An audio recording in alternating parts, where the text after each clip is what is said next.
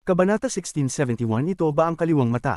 Habang dumarami ang mga sinaunang mabagsik na mga hayop, ang formation ay dumistorte. Ang nether beast na matagal nang hindi lumabas ay biglang lumitaw sa harap ni Wang Lin. Maaira ipaliwanag ang laki ng nether beast. Ang anino nito ay kumalat at tinakpan ang buong lugar. Ang simpleng makita ang malaking anino nito ay nabigay ng matinding pakiramdam ng presyon. Ang anino ay mabilis na lumalaki, at ang mga dosenang sinaunang mabagsik na mga hayop na sumasabog sa formation ay huminto upang tumingin sa nether beast. Isang panginginig mula sa mga alaala sa kanilang mga kaluluwa ang bumalot sa kanilang isipan. Ang mga dosenang mabagsik na hayop ay nayanig at umatras habang umuungal. Para bang ang takot mula sa kailaliman ng kanilang kaluluwa ay nagpasabi sa kanila na huwag lumaban. Habang dahan-daang humuhubog ang katawan ng nether beast, ang mga dosenang mabagsik na hayop ay umatras. Ang nether beast ay lumitaw. Sa sandaling lumitaw ang hayop, kalahati ng katawan nito ay tumagos sa formation. Dahil sobrang laki nito, ang katawan nito ay nag-extend at halos damapo sa mga cultivators mula sa outer realm. Minsan lang ito ay 10 talampakan mula sa isang cultivator. Ang cultivator na iyon ay isang mid-aged na lalaki, at ang kanyang origin soul ay nasugatan na. Sa mga sandaling ito, siya ay natulala habang tinititigan ng giant beast, at nawalan siya ng kakayahan mag-isip. Ang nether beast ay natulala rin, at kalituhan ng bumalot sa mga mata nito. Hindi pa rin ito alam kung nasaan siya habang tinititigan ang maraming outer realm cultivators na nakatingin sa kanya. Tinitingnan din ito ang mga dosenang umatras na sinaunang mabagsik na hayop na mukhang sobrang nakakatakot sa kanyang mga mata. Ang takot na likas sa kanyang kalikasan ay biglang sumabog at ang katawan nito ay hindi sinasadyang nayanig. Ang panginginig na ito ay nagdulot ng panginginig sa buong star system, at isang alon ang dumaan sa buong lugar. Doon ito napansin ng cultivator na nasa 10 talampakan lang ang layo mula dito. Nag-freeze ito. Ang mukha ng cultivator na middle-aged ay mapotla, at pagkatapos ng isang sandali ng tahimik na pagtitig sa nether beast, siya ay sumigaw ng takot. Nagmamadali siyang umatras at nagwagayway ng mga kamay na parabang nakalimutan na niya ang mga spell o seals. Sadyang nagwagayway siya, nakakalimot ng lahat dahil sa takot. Ngunit ang kanyang sigaw ay nagtakot din sa nether beast na napasinghap at nagpatuloy sa panginginig. Ang kalituhan sa mga mata nito ay napalitan ng takot, at ito ay umungal din ng may takot. Bihira nitong lapitan ng ganitong klaseng tao, at ang takot na nararamdaman nito ay sapat na para ito ay mawalan ng malay. Gayunpaman, ang kanyang yumalulong na takot ay nakatakot naman sa middle-aged na lalaki. Siya ay bumuga ng dugo at ginamit ang blood escape upang tumakas. Ang liwanag ng dugo at ang umuungol na tunog ng mga dosenang umatras na mabagsik na hayop ay nagdulot ng panibagong pag-ungol mula sa takot ng nether beast. Ang takot na nararamdaman nito ay tila umabot sa rurok. Sa kanyang mga alaala, hindi niya matindaan kung nakita niya ang mga mabagsik na hayop na yun dati. Ngunit sa mga sandaling ito, talagang natakot siya sa kanilang hitsura at sa cultivator na iyon. Ang mga hayop na ito ay sobrang nakakatakot, sobrang mabagsik, sobrang nakakatakot. Habang puno ng takot ang buong katawan niya, ang katawan ng nether beast ay humigpit. Ang katawan nito ay nanginig ng malakas at tila gusto niyang umatras. Gayun din, sobrang takot ito sa hitsura ng mga mabagsik na hayop kaya nag-umungol pa ito muli. Ang umuungal na ito ay lumabas mula sa bibig nito at kumalat sa lahat ng direksyon. Ang sound wave ay kumalat at pinalitan ng lahat ng ibang tunog sa mundo. Sobrang lakas nito upang mangyaring magugulat ang isipan ng sinumang cultivator. Ang mga kaluluwa ng mga sinaunang mabagsik na hayop ay umuungal ng malungkot at tumakas ng mas mabilis. Ang kanilang mga mata ay puno ng takot. Ang mga alaala mula sa kanilang mga ninuno ay nagbigay daan upang hindi sila lumaban. Gayunpaman, ang kanilang malungkot na pag-ungol ay nagpatindi pa ng panginginig ng nether beast. Nais nitong umatras, nais nitong umalis. Sobrang takot ito. Ang paglitaw ng nether beast ay hindi lamang nakatakot sa mga dosenang sinaunang mabagsik na hayop kundi pati na rin sa mga cultivators mula sa outer realm. Ito ang unang pagkakataon nilang makita ang nether beast, at ang ganitong kalaking hayop ay nagpatakot sa kanila. Ang takot na umuungal mula sa nether beast ay hindi narinig na takot para sa kanila. Ang ungol na ito ay nagpasabay sa kanilang lahat upang umatras sa takot. Pati ang mga ekspresyon ng 5 third step cultivators ay nagbago ng malaki habang sila ay umatras. Kahit na hindi nila alam kung anong klaseng spell mayroon ang mabagsik na hayop na ito, ang pagharap lang sa ganitong kalaking hayop ay nagdulot ng presyon sa kanila. Si Wang Lin lamang ang nakakaalam na ang nether beast ay talagang takot at ang pagkabigla na ito ay lumabas na sa hangganan ng nether beast. Pilit na ngumiti siya habang napansin niyang nagiging puti ang mga mata ng nether beast. Ang takot na Nether Beast ay nagpakita ng mga senyales ng pagkatalo. Sa totoo lang, hindi na ito nakakapagtaka. Ang hitsura ng mga sinaunang mabagsik na hayop ay sobrang nakakatakot.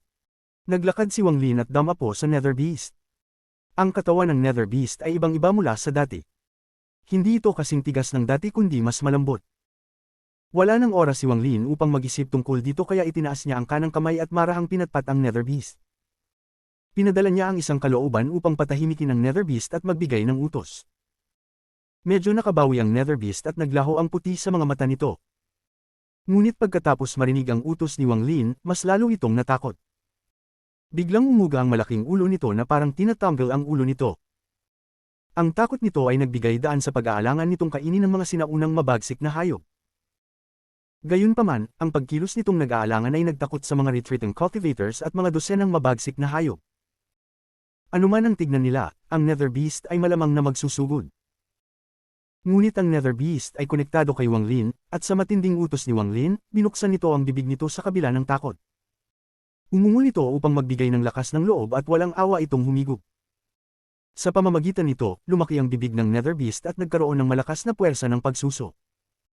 Ang mga dosenang mabagsik na hayop ay sumigaw at hindi nakagalaw. Nagsusumikap silang makalaban ngunit isa-isa silang inihigop ng Nether Beast. Hindi lamang sila, kundi pati na rin ang mga tens of thousands na cultivators ay malapit ng masak din. Ngunit ang kamay ni Wang Lin ay pinatang ulo ng Nether Beast upang pigilan itong i-inhale sila. Nauunawaan ni Wang Lin ang Nether Beast. Kapag in-inhale nito ang mga tens of thousands na cultivators, malamang na matutulog ito ng maraming taon upang tunawin sila. Hindi ito gusto ni Wang Lin kaya't hindi niya tinawag ang Nether Beast sa labanan sa All Heaven. Ang hayop na ito ay hindi matutulog mula lamang sa pagkain ng mga kaluluwa ng sinaunang mabagsik na hayop, at ang isang Nether Beast na gising ay mas makikinabang kay Wang Lin. Dahan-daang isinara ng Nether Beast ang bibig nito sa harap ng takot ng mga Outer Realm cultivators. Ngunit, sa takot ng mga cultivators mula sa Outer Realm, muling binuksan nito ang bibig nito at nagbigay ng nanginginig na hikbi. Mukha itong magulang at may takot pa sa mata nito. Natatakot pa rin ito sa mga dosenang mabagsik na hayop na nilamon nito. Hindi nito gusto kainin ang mga mabagsik na sinaunang hayop, hindi sila masarap, nakakatakot sila. Ang mga Outer Realm cultivators ay natakot habang ipinadala ni Wang Lin ang utos sa Nether Beast na bumalik. Walang alinlangan na bumalik ang Nether Beast kay Wang Lin. Ang pangyayaring ito ay nagtakot sa kanya sa puntong ang katawan nito ay naging malambot. Kailangan itong magpahinga upang kalmaduhin ang mabilis na tibok ng puso nito. Ang sinaunang liwanag na tinawag mula sa sakripisyo ng 100,000 origin souls at ang mga dosenang chariots ng mabagsik na hayop ay lahat nasira sa harap ng wheel formation. Ngunit ang mga Outer Realm cultivators ay mayroon pang isang card, ang higanting batong tablet na may mga kadena at ang siyam na kabaong na nakatali sa mga kadena. Habang natatakot pa rin ang mga Outer Realm cultivators sa Nether Beast, kumislap ang siyam na rune sa batong tablet. Ang siyam na aura ay damaloy sa mga kadena at pumunta sa siyam na kabaong. Pagpasok ng aura sa mga kabaong, sumabog ang tunog at ang mga takip ng siyam na kabaong ay napunit. Nang mapunit ang takip ng kabaong, ang mahahabang, itim na buhok ay kumalat na parang mga damo mula sa siyam na kabaong. Sa isang saglit, ang mahabang buhok ay kumalat sa buong mga bituin. Ang sinaunang emperador na Diyos na nagbantay sa aking ancient star system sa napakaraming taon, ang iyong katawan ay nahati sa siyam na bahagi. Ngayon, ang siyam ay babalik sa isa. Tinatawag ko ang iyong immortal na kaluluwa upang sirain ang formation na ito at patayin ang taong ito. Ang 5 third step cultivators ay lumuhad at yumuko ng sabay-sabay. Binaling nila ang mga tip ng kanilang dila at bumuga ng essence blood. Agad na nilamon ng siyam na kabaong ang essence blood. Ang natitirang mga tens of thousands ng Outer Realm cultivators ay nagbuga rin ng kanilang essence blood. Ang kanilang dugo ay nilamon ng siyam na kabaong.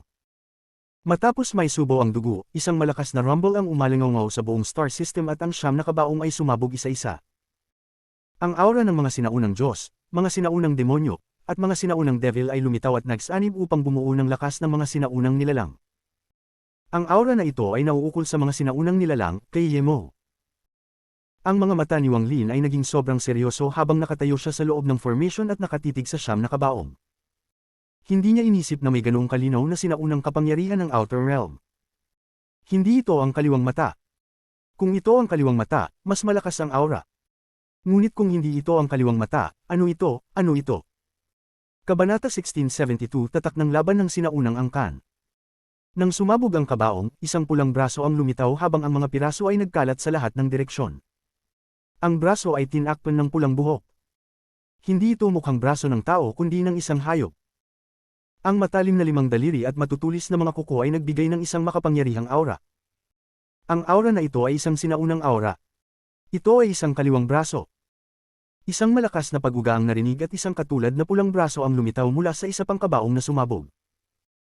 Ang pulang buhok ay damaloy at ang mga ugat sa braso ay pumutok, na nagbigay ng nakakagulat na tanawin. Pagkaraan ng ilang sandali, 2 binti na may sinaunang aura ang lumitaw mula sa mga kabaong na sumabog. Isang nakakagulat na tanawin ito, at habang pinagmamasdan ni Wang Lin, ang calm-seriousness sa kanyang mga mata ay lalong tumindi. Isang malakas na tunog ng pagsabog ang narinig, at ang ika-5, ika-6, ika-7, at ika-8 mga kabaong ay sumabog, at ang katawan na nahati sa 4 ay lumitaw. Pagsamahin ito upang mabuo ang isang katawan na walang mga bahagi ng katawan. Kasabay nito, ang mga braso at mga binti ay lumipad papunta, kumonekta sa katawan upang mabuo ang isang walang ulo na katawan. Ang misteryosong nilalang na ito ay halos 10,000 talampakan ng taas, parang isang higanti. Bagaman wala itong ulo, nagbigay ito ng isang mabagsik na aura. Ang aura ng Yemo ay pumapalibot sa katawan nito. Ang ika-9 na kabaong ay biglang sumabog at isang ulo ang biglang lumitaw. Sa sandaling iyon, ang mga hibla ng buhok na kumakalat mula sa mga kabaong ay nagsimulang magtipon, bumuo ng isang hugis fan sa itaas ng ulo. Ang ulo ay isang kalalakihang nasa katanghaliang gulang na nakapikit ang mga mata. Ang kanyang itsura ay ordinaryo, ngunit hindi alam kung bakit, nagbigay ito ng pakiramdam ng kaharian. Kapag tinitigan mo ang kanyang mga mata, mararamdaman mo ang pagkabigla.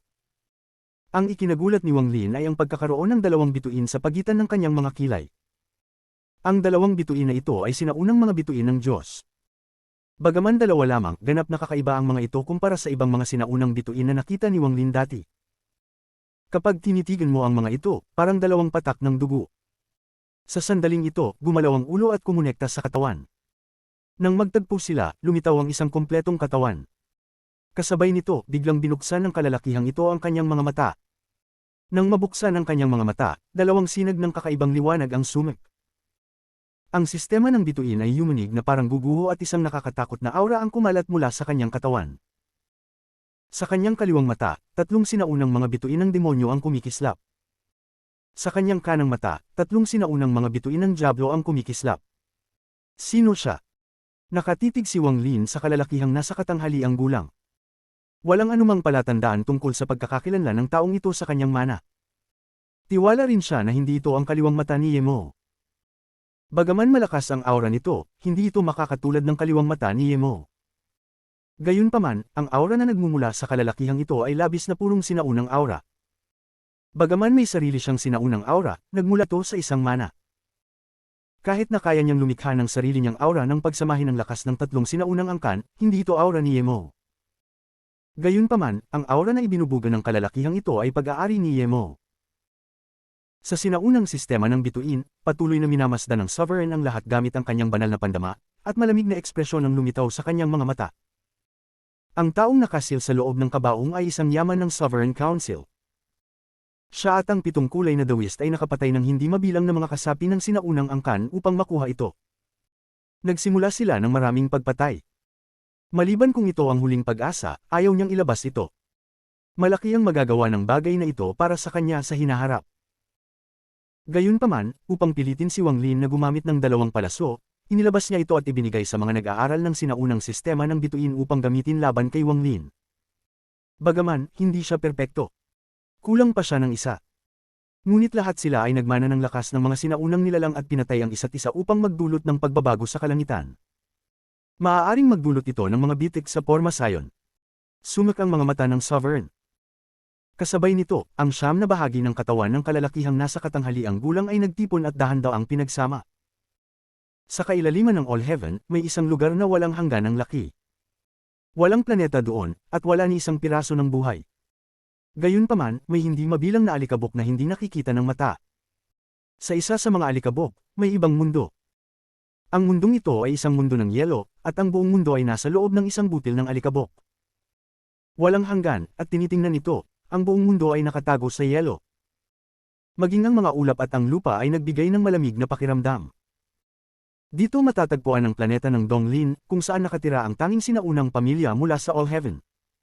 May isang babaeng sinaunang diyosa dito. Bagaman kumalat ang laban sa pagitan ng loob at labas ng mga kaharian sa apat na pangunahing sistema ng bituin, hindi nito naapektuhan ang lugar na ito. Bilang isang sinaunang pamilya, mayroon silang kakayahang iwasan ang pagkawasak sa kabila ng mga digmaang ito. Kaya nilang magtago. Sa sandaling ito, sa mundong nagyayelo, may isang dambuhalang altar sa ibabaw ng isang bundok. Ang malamig na hangin ay humuhuni at isang maganda na babae ang nakaupo sa altar. May 7 sinaunang Diyos na bituin na umiikot sa pagitan ng kanyang mga kilay. Bigla siyang bumangon at tumingin sa malayo. Nararamdaman ko ang aura ng dugo ng aking ama. Matapos mag-isip, itinutok ng babae ang kanyang kanang kamay sa kanyang mga kilay. Biglang nag-ikot ang 7 bituin hanggang maging malabo. Pagkatapos, ang 7 bituin ay nagsanib upang bumuo ng isang marka ng dugo. Ang markang ito ng dugo ay nagbigay ng isang demonyong pulang liwanag sa pagitan ng kanyang mga kilay. Sa labas ng pormasayon, ang kalalakihang nasa katanghaliang gulang na nahati sa siyam at pinagsama ay umungal kay Wang Lin. Sa sandaling umungal siya, itinaas niya ang kanyang kanang kamay at itinutok kay Wang Lin. Habang itinutok ang kanyang kamay, bumuo ito ng isang kakaibang sigaw. Wala itong lakas sa atake, kundi isang simbolikong galaw. Pagkatapos ng sigaw, pinraise ng kalalakihang ito ang kanyang mga kamay sa dibdib. Isang nakakatakot na laban ng nais ay lumitaw sa kanyang mga mata. Tatak ng laban ng sinaunang angkan. Nang makita ni Wang Lin ang markang ito, sumabog ang laban na nagniningning sa kanyang mga mata. Sa sinaunang mana ni Wang Lin, nakita niya ang markang ito. Ang ganitong marka ay umiiral sa 3 sinaunang angkan, o mas mainam na sabihin, ito ay isang pinakamataas na marka sa sinaunang bansa. Ang markang ito ay tinatawag na tatak ng laban.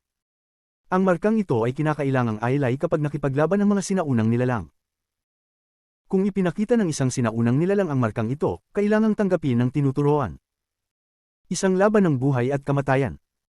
Kapag ang isang tao ay namatay, ayon sa batas ng sinaunang angkan, ang lahat ng mga nawala ay mapupunta sa nagwagi. Kung nanggihan laban matapos makita ang markang ito, hindi ka magiging karapat-dapat bilang isang sinaunang nilalang. Ganap na iba ito sa mga Diyos. Kapag lumitaw ang markang ito, kailangan mo na talagang lumaban. Siyempre, kung ang antas ng pagsasanay sa pagitan ng dalawa ay masyadong malaki, maaari nilang iwasan ang laban. Gayunpaman, kung hindi gaanong kalaki ang pagkakaiba sa kanilang pagsasanay, itinuturing na mahina ang hindi tatanggap ng laban, at sa sinaunang angkan, hindi maaaring mabuhay ang mahina. Matapos ipakita ang markang laban, tumitig ang kalalakihang nasa katanghaliang gulang kay Wang Lin, at naghihintay ng desisyon ni Wang Lin. Tahimik na nag-isip si Wang Lin at pagkatapos ay sumabog ang laban sa kanyang mga mata. Itinaas niya ang kanyang kanang kamay at itinutok sa kalalakihang nasa labas ng pormasayon. Ipinakita rin niya ang markang laban at pinraise sa kanyang dibdib. Sa sandaling ginawa niya ang markang ito, umungal ang kalalakihang nasa katanghaliang gulang. Ang kanyang katawan na 10,000 talampakan ang taas ay lumapit patungo sa pormasayon. Isang tunog na malakas na sumabog mula kay Wang Lin, at naglakad siya papunta. Ang kanyang katawan ay lumaki ng mabilis hanggang sa 10 talampakan, 100 talampakan, 1,000 talampakan, hanggang siya ay maging isang higanteng 10,000 talampakan. Sa isang hakbang, unang lumabas si Wang Lin mula sa pormasayon at tumayo sa sinaunang sistema ng bituin. Nang umungal ang kalalakihang ito, isang malakas na pag-ungol mula kay Wang Lin ang kumalat. Labanan. Kung nais mong lumaban, maglaban tayo. Hindi tatanggap si Wang Lin ng pagkatalo. Nais niyang talunin ang kalalakihang nasa katanghaliang gulang at makuha ang lahat. Ang sinaunang aura ay may nakamamatay na akit kay Wang Lin dahil matutulungan siyang makamtan ng 8 bituin. Sa sandaling lumabas si Wang Lin sa pormasayon, agad lumapit ang kalalakihang nasa katanghaliang gulang. Itinaas niya ang kanang kamay at bumuo ng isang kamao at isang malakas na pag-uga ang narinig habang tinamaan ang kamao ni Wang Lin. Ang mga kasapi ng sinaunang angkan ay kadalasang nakikipaglaban gamit ang kanilang katawan. Ang mga spell ay ginagamit bilang suporta, ngunit sa huli, umaasa sila sa nakakatakot na lakas ng kanilang katawan. Kabanata 1673 Walang anak si Yemo. Bang! Ang katawan ni Wang Lin ay nanginginig at ang enerhiya at dugo sa kanyang katawan ay naguguluhan. Damaloy ang dugo mula sa kanto ng kanyang bibig at siya'y napilitang umatras ng ilang hakbang. Bawat hakbang na kanyang inatras ay nagdulot ng malalakas na tunog, parang nakatayo siya sa pulso ng sistema ng mga bituin, na nagdudulot ng pagyanig sa buong sistema ng mga bituin. Nagkaroon ng mga tunog ng pagpupukpok mula sa kanang braso ng kalalakihang nasa kalagitnaan ng edad, at isang alon ng puwersa ang kumalat sa kanyang braso. Dumaloy ang dugo mula sa kanto ng kanyang bibig at siya'y napilitang umatras ng ilang hakbang. Ang isang tagapag-ensayo na may mas mataas na antas ng kultibasyon kaysa kay Wang Lin ay kayang direktang saktan siya ng ganito sa pamamagitan ng pagsalpok ng kanilang mga spell. Ngunit, sa pagitan ng mga kasapi ng sinaunang angkan, ang nakakatakot na salpukan ng dalawang katawan na may katulad na lakas ay kayang magdulot ng ganitong epekto. Ito ang pagkakaiba ng mga sinaunang nilalang at mga Diyos. Habang umaatres, ang kanang paa ni Wang Lin ay tumapak pabalik, pinipigilan ng sarili mula sa higit pang pag-urong. Ang kalooban ng laban sa kanyang mga mata ay lalo pang tumindi at siya'y muling sumugod na may isang malakas na sigaw. Tumigil din ang kalalakihang nasa kalagitnaan ng edad sa kanyang pag-urong. Nang sumugod si Wang Lin, siya'y naglabas ng isang sigaw. Muling umalingaw-ngaw ang mga malalakas na tunog ng kulog sa buong sistema ng mga bituin. Nagkaroon sila ng siyam na salpukan. Bawat beses na magbanggaan ang kanilang mga kamao, isang malakas na alon ng puwersa ang kumalat sa lahat ng direksyon. Pagkatapos ng siyam na suntok, ang mga alon ng puwersa ay parang malalaking alon na nilulunod ang buong sistema ng mga bituin. Dahil dito, ang libu-libong mga tagapag-ensayo ay napilitang umatras ng higit sa 100,000 talampakan. Sila ay natakot habang pinagmamasdan ng laban ng dalawang nilalang gamit ang kanilang banal na pandama. Ang porma sayo ng gulong ay labis na nabaluktot ng tumama ang impact dito, ngunit napawi nito ang marami sa mga aftershock. Pagkatapos ng siyam na suntok, dumuyugo si Wang Lin. Pakiramdam niya ay para siyang tinamaan ng siyam na planeta na sunod-sunod. Ang kanyang katawan ay naitulak pabalik patungo sa porma sayon, ngunit bigla siyang tumigil. Tumangala siya na may matinding titig. Hindi lamang nabawasan ang kalooban ng laban sa kanyang mga mata, ito ay lalo pang tumindi. Ang kalalakihang nasa kalagitnaan ng edad ay dumuyugo rin at naitulak pabalik. Tumigil siya ng daan-daang libong talampakan ng layo. Pinunasan niya ang dugo sa kanto ng kanyang bibig bago siya muling naglabas ng isang sigaw at sumugod. Ang espasyo sa pagitan nila ay puno ng mga dugong kanilang iniluwa. Isang patak ng dugo ang tumama kay Wang Lin dahil sa shockwave.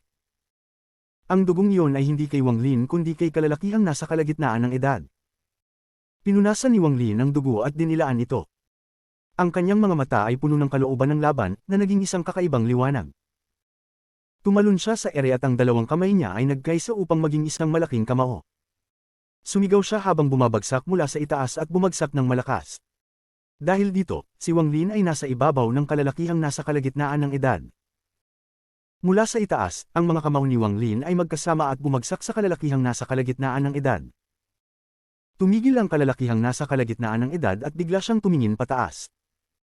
Habang bumabagsak si Wang Lin, itinutok niya ang kanyang daliri paitaas.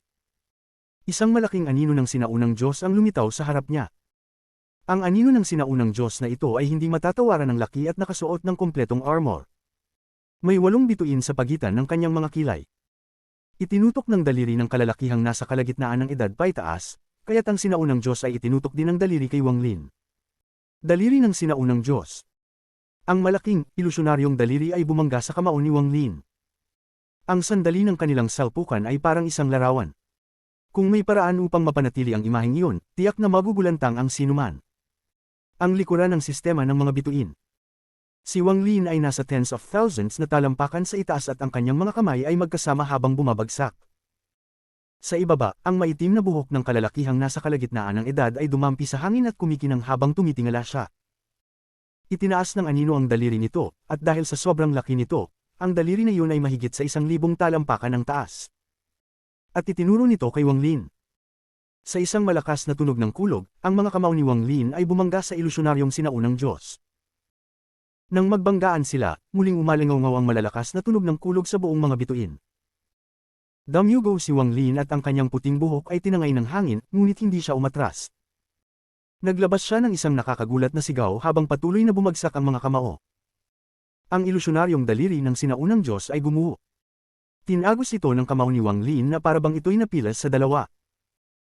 Habang nagkakawatek-watek ang daliri, binaybay ni Wang Lin ang daan at pinutol ang kanang kamay ng anino ng sinaunang Diyos, at direktang biniyak ang buong anino ng sinaunang Diyos. Nang maglaho ang anino ng sinaunang Diyos, tumalon si Wang Lin patungo sa kalalakihang nasa kalagitnaan ng edad na may malupit na layunin ng pagpatay. Sa isang kisap mata, si Wang Lin ay ilang daang talampakan na lamang ang layo mula sa kalalakihang nasa kalagitnaan ng edad. Ang ilang daang talampakan na distansya para sa mga sinaunang nilalang ay katumbas ng 7 talampakan lamang para sa mga mortal. Ang sandali ng pagkilos at ang kamao ni Wang Lin ay tumama sa daliri ng kalalakihang nasa kalagitnaan ng edad. Ang tunog ng pagputok ay mahirap itago kahit sa ilalim ng malalakas na tunog ng kulog. Ang daliri ng kalalakihang nasa kalagitnaan ng edad ay gumuho at ang dugo ay sumabog. Ang kanyang daliri ay naging dagwang kalat at siya ay naitulak pabalik. Paano maihahambing ang kanyang daliri sa mga kamao ni Wang Lin? Ngayon na gumuho ang kanyang daliri, ang mga kamao ni Wang Lin ay tumama sa kanyang dibdib. Walang awang pinadulas ni Wang Lin ang kanyang mga kamao. Ang katawan ng kalalakihang nasa kalagitnaan ng edad ay nanginginig habang ang kanyang dibdib ay lumubog, ngunit siya ay isang sinaunang nilalang, katulad ni Wang Lin. Habang dumudugo, ang kanyang kanang paa ay sumipa kay Wang Lin. Ito'y sumalpok sa mga kamao ni Wang Lin. Naghatid ng malakas na puwersa mula sa kanyang paa. Sa kritikal na sandali, nang inilabas ni Wang Lin ang buong lakas ng kanyang mga kamao, ang paa ng kalalakihang nasa kalagitnaan ng edad ay tumama sa mga kamao ni Wang Lin. Nanginginig ang katawan ni Wang Lin at ang dugo ay damaloy mula sa kanto ng kanyang bibig nang siya ay itulak pabalik ng higit sa 10,000 talampakan. Ang mga kamao niya ay nanginginig, at kahit hindi siya gumamit ng anumang sinaunang Diyos na spells, yun ang pinakamalakas na puwersa ng katawan na kaya niyang ipakita gamit ang kanyang pamana ng sinaunang nilalang. Ang mga cultivador ng Nirvana Void ay guguho sa harap ng lakas na ito, at hindi kayang pigilan ito ng mga Spirit Void cultivators. Maging ang mga Arcane Void cultivators ay kailangang gumamit ng isang makapangyarihang spell upang pigilan ito. Ang marka ng digmaan ng sinaunang angkan ay isang labanan ng buhay at kamatayan. Ngunit, sa isang labanan ng buhay at kamatayan, ang matapang ay magkakaroon ng kalamangan. At hindi kulang sa tapang si Wang Lin.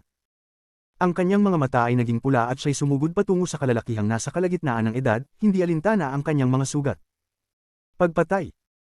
Isang sigaw ang umalingaw sa unang pagkakataon sa labanan. Habang ang kanyang boses ay kumakalat, siya'y parang isang mabagsik na Diyos ng demonyo. Dahil dito, nagbago ang ekspresyon ng kalalakihang nasa kalagitnaan ng edad sa unang pagkakataon. Sinaunang demonyo, limunin ng kalangitan.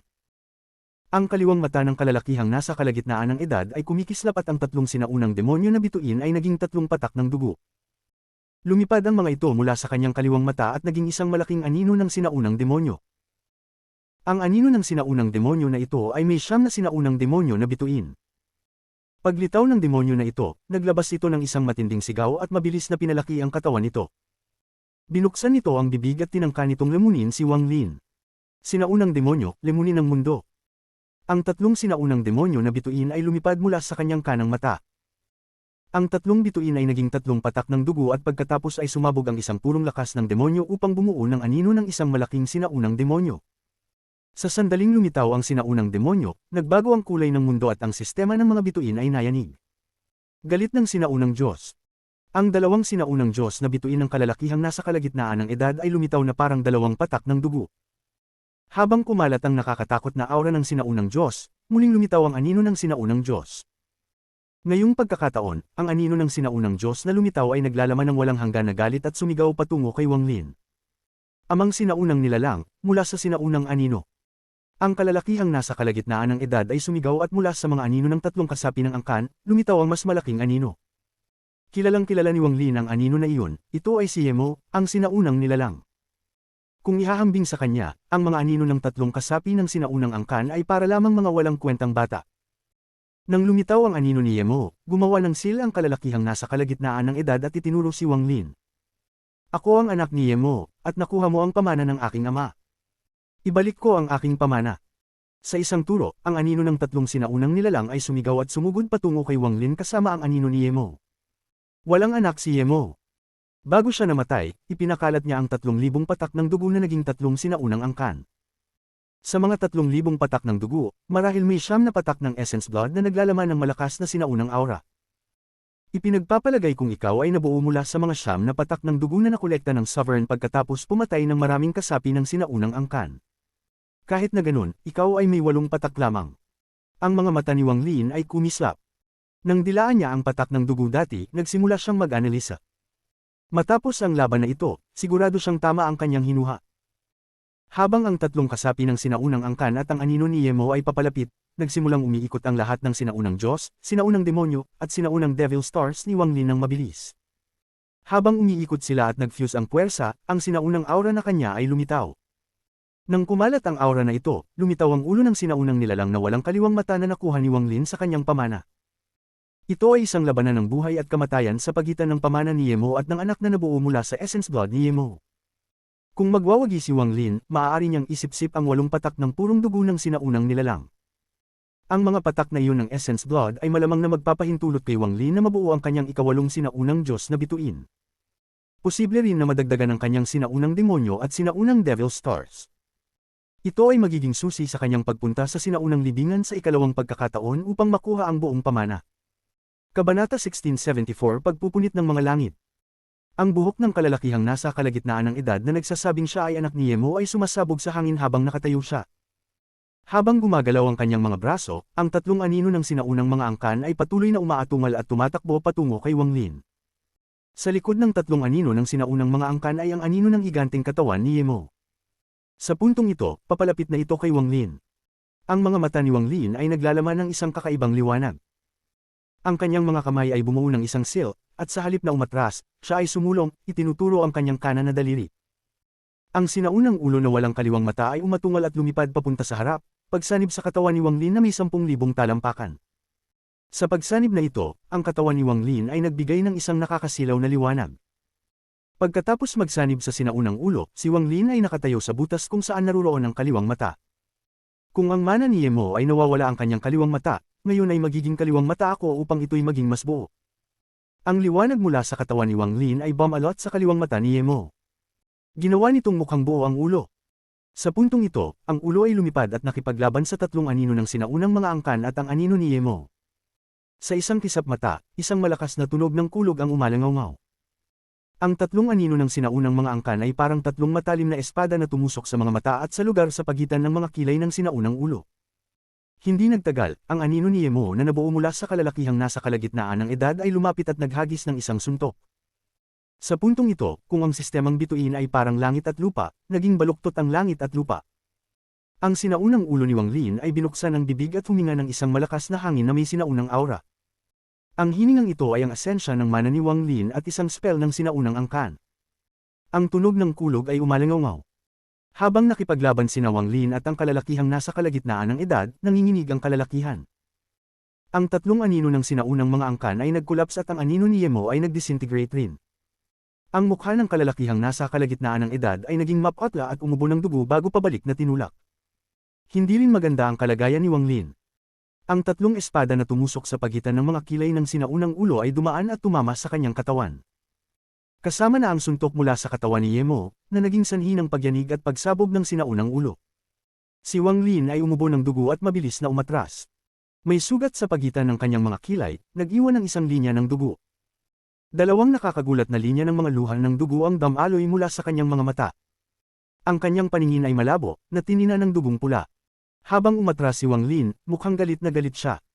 Inangat niya ang kanyang ulo at tinutok ang mga mata kay Ye Mo's anak. Tiningnan din siya ni Ye Mo's anak na may nakakatakot na hangarin sa pagpatay. Isang labanan ng buhay at kamatayan ito kung saan ang isa ay mamatay o ang isa ay mabubuhay, walang pangatlong pagpipilian. Sa puntong ito, inangat niya ang kanyang ulo at ang pagnanasa sa labanan ay sumabog sa kanyang mga mata. Sumulong siya, ngunit hindi niya inayos ang mga ilusyonaryong katawan. Lumipad siya papunta at itinutok ang kanyang daliri sa walang laman. Mga bituin, maging langit. Ang sigaw ni Ye Mo's anak. Pagkatapos nito, ang espasyo sa labas ng wheel formation ay naging baluktot. Parang isang kapangyarihan ng sumabog at nag-ulo ang inner realm. Pinagmasdan ni Wang Lin ang baluktot na espasyo. Labis siyang nagulat. Nagbigay ito ng isang pakiramdam ng buhay at kamatayan. Ito ang nagpasikat ng lahat ng buhok sa kanyang katawan. Mabilis na pamilyar si Wang Lin sa pakiramdam na ito, sumabay ito sa kanya sa halos buong buhay niya. Walang pag-aalinlangan, inabot ni Wang Lin ang walang laman at isang berdeng liwanag ang lumipad palabas. Mayroong isang maliit na kalasag sa loob ng liwanag na ito. Ang kalasag na ito ay naibalik, at bagamat hindi ito hindi matitinag, naglalaman ito ng isang spell na tinatawag na Dream of Ancient Times.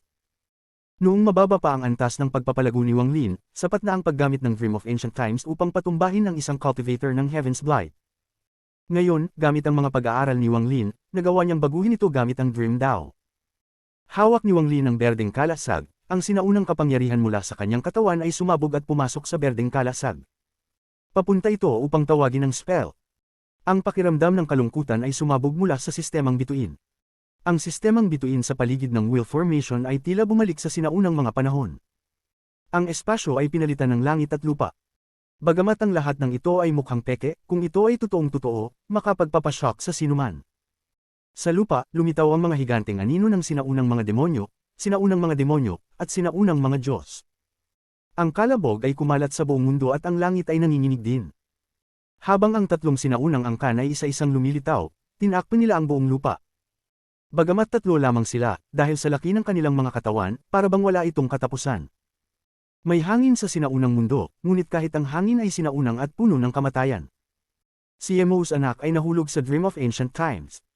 Tumingin siya sa langit at pagkatapos makita ang mundo sa kanyang paligid, nagbago ang kanyang ekspresyon. Sa puntong ito, ang mundo ay baluktot at isang higanting paa ang bumangon mula sa mga ulap sa langit. Isang malakas na kalabog ang umalingaw na nagdulot ng matinding pagyanig sa lupa. Ang mga bitik ay nagsimulang kumalat ng walang katapusan. Nang umangat ang malaking paa, isang malalim na hukay ang nagpakita. Ngayong pagkakataon, ang paa ay bumagsak sa anak ni Yemou. Ang anak ni Yemou ay may galit na ekspresyon at inabot ang kanyang mga kamay. Pagkatapos ipagpatuloy ang spell kanina, binuo niya ang mga seal para sa susunod na spell. Sa puntong ito, siya ay naglabas ng isang malakas na sigaw. Ang pinakamalakas na spell na nakuha ko mula sa aking ama. Lahat ng bagay sa mundo ay magiging langit at gagamitin ko ang aking mga sinaunang kamay upang punitin ang langit. Ang spell na ito ay tinatawag na Tearing the Heavens. Habang sumisigaw, walang awang hinawakan ni Yemou's anak ang walang laman at mariing hinayla. Isang matalim na tunog ng pagpunit ang umalingaw at ang mundo ay nanginig. Ang mundo ay nanginginig at talagang punit na ang malaking mga piraso. Ang kapangyarihan ng pagpunit na ito ay isang napakalakas na spell mula kay Yemou. Kahit si Wang Lin ay nakakaalam lamang ng pangalan nito mula sa kanyang mana ngunit hindi ang paraan ng paggamit nito. Nang bumangon ang paa sa anak ni Yemou, nagbigay siya ng sigaw at itinaas ang kanyang mga kamay. Muli niyang pinunit ang mga piraso ng langit. Matapos punitin ng malaking paa, lumingon si Yemou's anak at tumitig kay Wang Lin mula sa malayo. Tumatakbo siya patungo kay Wang Lin habang pinuputol ang mga piraso ng langit. Ang mundo ay umugang at malaking mga bitik ang nagpakita.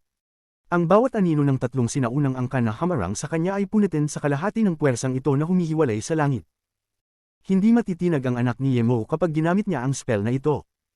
Para bang lahat ng buhay sa kanyang harapan ay mapuputol niya. Ang Dream of Ancient Times ay hindi kayang pigilan siya. Ang kanyang sigaw ay puno ng kabaliwan habang dumadaan siya sa mga pader ng sinaunang mga angkan. Pinunit niya ang isang landas ng dugo at wala pang 1,000 talampakan ang layo niya mula kay Wang Lin. Ang mga mata ni Wang Lin ay puno ng hangarin sa labanan at seryosidad. Habang papalapit si Yemou's anak, inangat ni Wang Lin ang kanyang kanang kamay upang bumuo ng isang palad at ipinwes siya pababa. Habang bumabagsak ang palad na ito, si Yemou's anak ay umatungal ng malakas. Ang palad ni Wang Lin ay parang langit, at ginamit niya ang spell na Tearing the Heavens upang subukang punitin ang palad ni Wang Lin. Dama po ang kanang palad ni Wang Lin at ang kanyang mga daliri ay nagsarado upang gawing kamao, na nagbigay daan sa paglitaw ng Karma Print. Ang kanyang kanang kamay ay nagbukas ng kamao at hilahin ng isang hindi nakikitang aura mula sa kamay ni Yemou's anak. Pinigan ni Wang Lin ang aura na ito, na naging sanhi ng paghinto ng mga kamay ni Yemou's anak sandali, ngunit patuloy pa rin niyang pinupunit si Wang Lin. Nararamdaman ni Wang Lin ang matalim na sakit na kumalat mula sa pagitan ng kanyang mga kilay na para bang dalawang malalaking kamay ang nais siyang punitin. Anong isang makapangyarihang spell? Lumuha ang mga mata ni Wang Lin at umatras. Ang spell na Tearing the Heavens ay labis na nagbigay-pugay sa kanya, ngunit sabay rin siyang napuno ng pagnanasa. Nais niyang patayin si Yemou's anak upang makuha ang lahat ng mayroon siya, kabilang ang spell na ito. Habang umatras si Wang Lin, tila nagkakaroon ng pagkabaliw si Yemou's anak at muling sumulong. Ang kanyang mga kamay ay gumalaw upang muling punitin. Sa isang malakas na kalabog, huminto ang kanyang mga kamay na parang may hadlang nang subukan niyang punitin si Wang Lin. Tearing the Heavens. Muling umatungal si Yemou's anak, at isang matinding sakit ang bumalot kay Wang Lin. Isang linya ng dugo ang kumalat mula sa pagitan ng mga kilay ni Wang Lin, umabot sa kanyang dibdib at ibabang bahagi ng tiyan. Damyugo ng diretso at narinig ni Wang Lin ang tunog ng kanyang katawan na napupunit. Nararamdaman niyang napupunit ang kanyang balat at lumalabas ang kanyang mga buto. Ang linya ng dugo ay kumalat din sa pagitan ng kanyang mga kilay, na nagpakita ng kanyang bungo. Pati ang kanyang ilong at dibdib ay pareho. Ang balat ay napyunit at ang mga buto ay lumitaw. Maging ang kanyang mga buto ay nagsimulang mag-struggle at nagsimulang mabali. Sa oras ng krisis, inangat ni Wang Lin ang kanyang kaliwang kamay at ang kamay niyang puno ng lakas ng buhay ay bumagsak sa malupit na anak ni Yemo. Kasabay nito, ang kanyang kanang kamay na puno ng kamatayan ay bumagsak din sa anak ni Yemo. Ang life and death seal ay lumitaw. Gayunpaman, hindi ito nakapidyo kay Yemo's anak na nagkakaroon ng pagkabaliw. Wala siyang pakialam kung siya'y masaktan o mamatay. Ang tanging nasa isip niya ay punitin si Wang Lin. Tearing the heavens. Isang sigaw na walang awa, muling pinunit ni Yemo's anak ang langit. Kabanata 1675 Isang taon. Ang mga tunog ng pag-crack ay umalingaw sa tabi ng mga tainga ni Wang Lin. Isang bitik ang lumitaw sa kanyang bungo, at sa kanyang dibdib, nagsimulang magpaltos ang kanyang mga buto. Sa sandaling ito ng buhay at kamatayan, isinara ni Wang Lin ang kanyang mga mata. Nang isara ang kanyang mga mata, ang lahat sa mundong ito ay naging peke at ang lahat ng sakit ay nawala. Kasabay nito, inangat ni Wang Lin ang kanyang kamay at umalo ng isang galaw na may nakapikit na mata. Ang galaw na ito ay nagdulot ng pagdilim ng kalangitan at ng pag-wither ng lupa. Nawala ang mga aura ng tatlong sinaunang angkan. Isang bahagi ang lumipad patungo sa langit at isa pang bahagi patungo sa lupa. Dream daw, magsanib sa Dream of Ancient Times. Ang panaginip na ito ay magiging panaginip ko, ang mga aura ng tatlong sinaunang angkan, magbago at maging kapangyarihan ng panaginip upang mabuo ang aking spell, Immortal Dream, sa aking mga mata na nakapikit, ang lahat ay peke. Sa aking mga mata na bukas, pumasok sa aking panaginip. Biglang binuksan ni Wang Lin ang kanyang mga mata. Si Wang Lin ay nag-aral ng Dream of Ancient Times, at bagamat ito ay malakas, may mga limitasyon ito. Ang Dream of Ancient Times ay simpleng may-ari ng kalasag na tinatawag ang lahat ng kanyang mga alaala at ginagawang panaginip upang pumatay. Ngunit, namatay na ang may-ari ng kalasag at ang panaginip ay patay na rin, hindi kayang magbago. Ang sariling dream daw ni Wang Lin ay pinapalakas nito. Sa sandaling ito, siya ang naging master ng kalasag at ang master ng panaginip na ito. Nang siya ay naging master, ang kanyang mga saloobin ay kayang baguhin ang lahat ng bagay tungkol sa panaginip. Sa sandaling binuksan niya ang kanyang mga mata, naging siya na ang Dream of Ancient Times. Binuksan ang kanyang mga mata at ang ilusyonaryong langit at lupa ay nayanig. Ang langit ay naging kanyang mata at ang lupa ay naging kanyang mata. Nang binuksan niya ang kanyang mga mata, ang mundo ay bumukas. Ang mundo ay naging mga mata ni Wang Lin. Ang mukha ng anak ni Yemo ay napatla nang tumingin siya pabalik. Ang nakita niya ay labis na nagpatigil sa kanya, hanggang sa siya ay magising mula sa kanyang pagkabaliw. Nakakita siya ng isang malabong pupil na lumitaw sa mundong ito, at ito ay puno ng lamig at intensyon ng pagpatay. Ang langit ay ang itaas na talukap ng mata at ang lupa ang ibabang talukap. Sama-sama, bumuo sila ng isang napakalaking mata. Kung ito lang, hindi siya matatakot. Ang nakakatakot sa kanya ay ang nakita niya gamit ang kanyang divine sense. Ang kanyang divine sense ay kumalat at nakalabas mula sa ilusyonaryong mundong ito. Nakita niya na may isang napakalaking mukha sa labas. Ang kanyang katawan ay nasa harap ng kaliwang mata ng mukha. Hindi lang yun isang mukha, kundi isang walang katapusang malaking katawan. Ang katawan ay may suot na puting robe at puting buhok na dumadaloy sa hangin. Si Wang Lin yun. Ang tanawing ito ay nagpatigil sa kanya at siya ay naguluhan. Hindi niya kayang maniwala sa kanyang nakikita gamit ang kanyang divine sense at mga mata. Nakatigil siya. Habang siya ay natigil, may kumislap na lamig sa kaliwang mata ni Wang Lin at dahan-daang isinara ito. Isang kapangyarihan na kayang pumatay ng kahit ano ay kumalat habang ang kaliwang mata ay nagsara. Imposible. Luminga si Yemo's anak upang tingnan si Wang Lin, na kanyang pinuputol, ngunit nang lumingon siya, wala na siyang nakita sa harap. Nawala si Wang Lin. Hindi lamang siya nawala, kundi ang mundong mabilis na nagsasara ay wala ng anuman sa kanyang paligid. Isang pakiramdam ng takot mula sa pagiging mag-isa ang agad na sumikop sa kanyang isipan.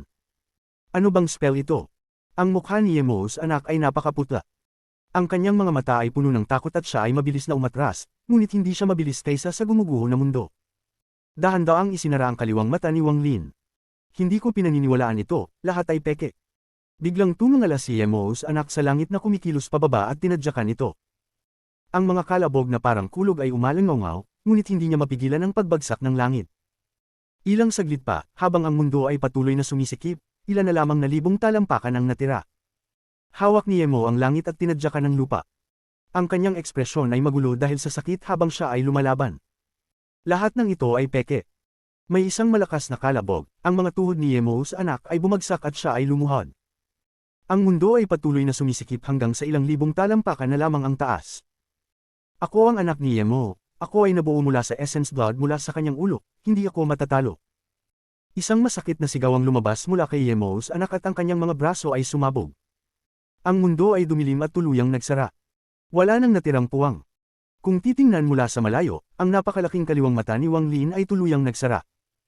Pagkatapos, ang kanyang katawan ay kumislap at naglaho sa mga piraso ng kristal na liwanag. Tapos na ang panaginip. Nang magtapos ang panaginip, nawala ang mundo. Nasa labas pa rin sila ng wheel formation.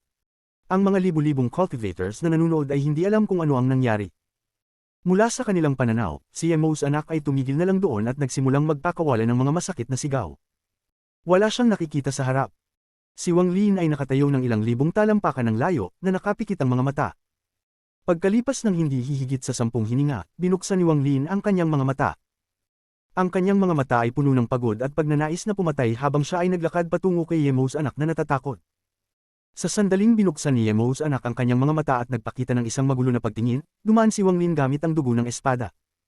Naputol ang katawan ni Yemo's anak. Kahit sa sandaling ng kanyang kamatayan, ang kanyang mga mata ay puno pa rin ng pagkalito. Nang maputol ang katawan niya, ang dalawang kalahati ay naging 8 patak ng purple na dugo na lumipad patungo kay Wang Lin at pumasok sa kanyang noo. Si Wang Lin ay naging mas pagod. Matapos kunin ang 8 patak ng dugo, hindi niya agad ito inabsorb kundi naglakad patungo sa wheel formation. Nang pumasok siya sa formation, hindi na niya kayang pigilan ang kanyang mga sugat at umubo siya ng dugo. Agad siyang umupo sa tabi ni Shi Zifeng at nagsimulang magpagaling. Ang laban na iyon kanina ay labis na mapanganib. Ang pagpatay kay Yemo's anak ay labis na mahirap para kay Wang Lin ng walang ligwang bao. Bagamat siya ay nanalo, siya ay nasaktan ng nakakatakot na spell ng Tearing the Heavens. Ang spell ng Tearing the Heavens ay patuloy na nagpaparamdam kay Wang Lin ng takot. Ang linya ng dugo ay nanatili pa sa pagitan ng mga kilay ni Wang Lin. Ang lahat ng nangyari sa Dream of Ancient Times ay totoo. Halos napunit siya at napatay ng anak ni Yemo. Sa sandaling ito, ang mga libu-libong Outer Realm cultivators ay nakita siyang naggagamot. Pagkatapos ng ilang saglit na katahimikan, ang mga sigaw na puno ng galit ay umalingaw-ngaw. Siya ay nasugatan. Nagpapagaling siya, ito ang pinakamagandang pagkakataon upang patayin siya. Kapag siya ay nasugatan, hindi gagana ng maayos ang wheel formation. Wasakin ang formation at patayin siya. Ang mga libu-libong cultivators na ito ay nag-apoy ang kanilang dugo nang makita nilang sugatan si Wang Lin. Sila ay sabay-sabay na nagsimulang umatake patungo kay Wang Lin, na nasa loob ng formation. Ang mga malalakas na kalabog ay umalingaw-ngaw. Habang ang mga libu-libong cultivators ay sumugod ng mabangis, ang formation ay dumisturbo at nagtitiis sa mga atake. Si Shi Zifeng ay nakaupo sa tabi ni Wang Lin at ang pagkabahala ay sumak sa kanyang mga mata. Sa labas ng formation, ang 5 nasugatang cultivators ng ikatlong hakbang ay nagngangalit ang mga ngipin at lumipad palabas, hindi alintana ang kanilang mga sugat. Sila ay nagsimulang magpaputok ng mga Joss Flame spells patungo sa formation. Habang ang mga libu-libong cultivators ay magkasabay na umatake, ang wheel formation ay bahagyang nanginginig. Ang mga hindi mabilang na slave souls ay nagtutulungan upang itulak ang wheel upang mapagtagumpayan ang mga malupit na atake. Ngunit habang si Shi Zifeng ay nag-aalala at si Mu Bingmei at ang babae sa pink ay nagsimulang mag-alala, binuksan ni Wang Lin ang kanyang mga mata. Ang kanyang mga mata ay nagbigay ng malamig na titig. Kahit ako ay sugatan, hindi mahirap patayin kayong lahat. Pinigilan ni Wang Lin ang kanyang mga sugat. Ang kanyang kanang kamay ay bumuo ng isang seal at pinindot ito pababa sa formation. Wheel, lumitaw at mag-ikot. Sigaw ni Wang Lin habang ang kanyang cultivation ay dumaloy sa formation. Ang formation ay umalog at isang napakalaking gulong ang lumitaw sa labas ng formation. Ang gulong na ito ay may mga slave souls na nagtutulungan upang ito ay mag-ikot. Ang gulong na ito ay may kapangyarihan upang baguhin kung paano gumagana ang mundo. Habang umiikot ang gulong, sumabog ito ng kapangyarihan ng kamatayan. Habang ang gulong ay patuloy na umiikot, ang lahat ng mga Outer Realm cultivators ay nanginig at ang kanilang mga katawan ay sumabog. Ang kanilang mga orihinal na kaluluwa ay sinipsip upang maging mga alipin upang magpatuloy sa pag-ikot ng gulong. Ang mga libu-libong Outer Realm cultivators ay umatras ng takot, at sa isang iglap, ang gulong ay umikot ng 3 beses. Pagkatapos ng 3 ikot, hindi mabilang na tao ang namatay. Sa sandaling iyon, ang mga cultivators ng Outer Realm ay nawalan ng katinuan. Sila ay mabilis na tumakas at hindi na muling tumingin pa. Pagkatapos ng sandaling iyon, biglang tumayo si Wang Lin at inalog ang kanyang kamay. Ang patak ng celestial blood ay lumitaw mula sa pagitan ng kanyang mga kilay at ang ligwang bao ay lumitaw. Hinailan ni Wang Lin ang bowstring pabalik hanggang sa ito ay ganap na nakaigting. Bagamat si Wang Lin ay pagod, ang kanyang mga mata ay puno ng galit na pagnanasa habang nakatingin siya sa walang laman na kalawakan sa labas ng formation. Isang hakbang pa at papatayin ko kayong muli. Nang sabihin niya iyon, ang mga ripples ay umalangaw 1,000 talampakan mula sa formation at ang Sovereign ay lumitaw. Tinitigan niya si Wang Lin at pagkatapos mag-isip ng matagal, umalis siya. Pagkatapos umalis ang Sovereign, inilagay ni Wang Lin ang Li Guangbao at ang mga sugat sa kanyang katawan ay lalong lumala.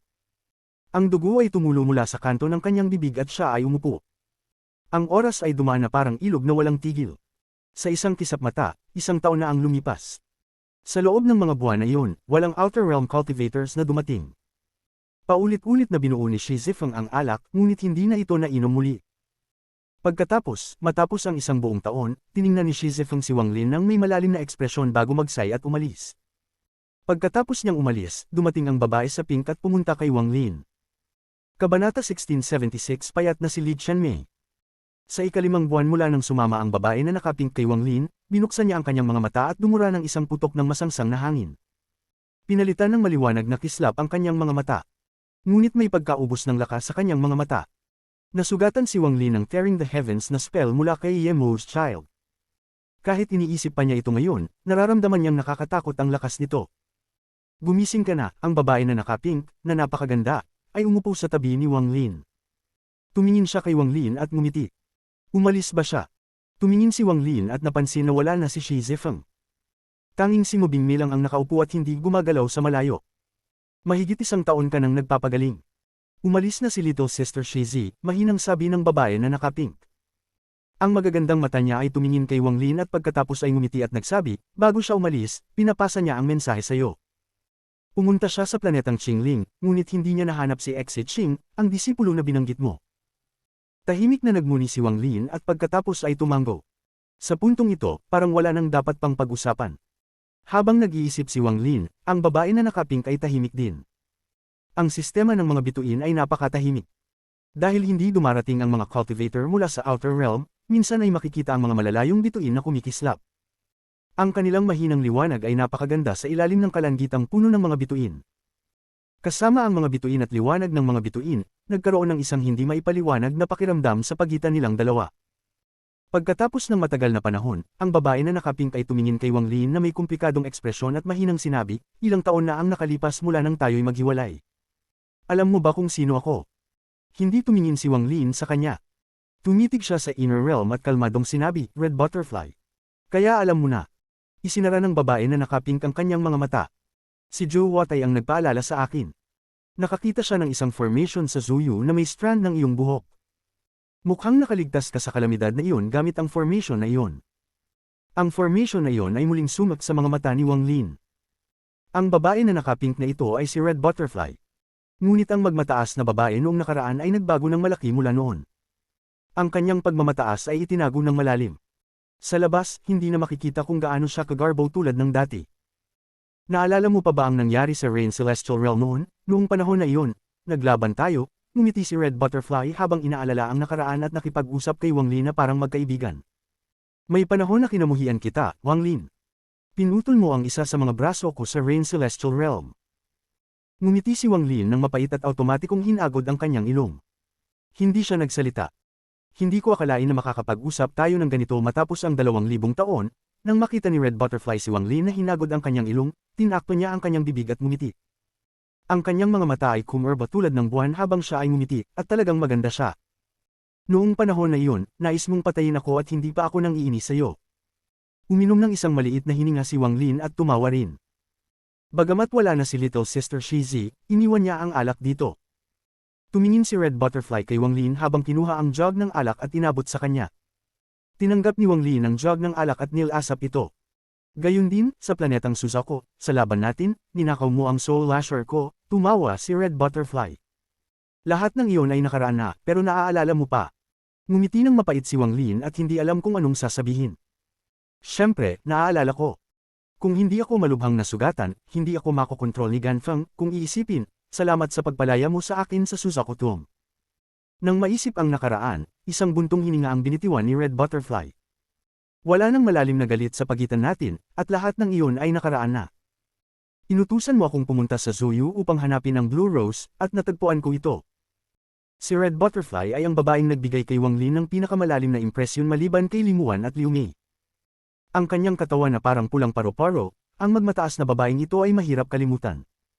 Nakapag-soul formation siya sa loob lamang ng 100 taon, isang babaeng pinagpala. Doon, hindi ko naisip na mararating mo ang kinalalagyan mo ngayon, lahat ay parang panaginip, parang hindi ko ito matanggap. Nilugso ni Red Butterfly ang kanyang ulo. Dahan-daang lumipas ang oras. Sa isang iglap, lumipas ang 3 araw. Hindi nagpagaling si Wang Lin kundi nagkwento ng mga alaala kay Red Butterfly. Dahan-dahan nilang naalala ang pakiramdam ng pagiging mahina at baguhang cultivator. Napakainit ng pakiramdam na iyon, napakaganda. Pagkatapos, sa laban sa pagitan ng All Heaven at ng Alliance, nakita kita, pero hindi mo na ako naalala. Tumingin si Red Butterfly kay Wang Lin. Nakita niyang muli siya sa planetang Suzaku at pinanood ang kanyang liwanag na lumiliwanag ng lumiliwanag. Ang liwanag na iyon ay unti-unting kumalat hanggang sa envelope ang buong inner at outer realms. Nakaramdam din si Red Butterfly ng paghanga kay Wang Lin. Walang sino man si Red Butterfly na nais niya sa buhay. Kung may isang tao, iyon si Wang Lin. Ngunit wala silang nararamdamang pagmamahal sa isa't isa kundi isang hindi maipaliwanag na koneksyon. Hindi niya sigurado kung ano iyon.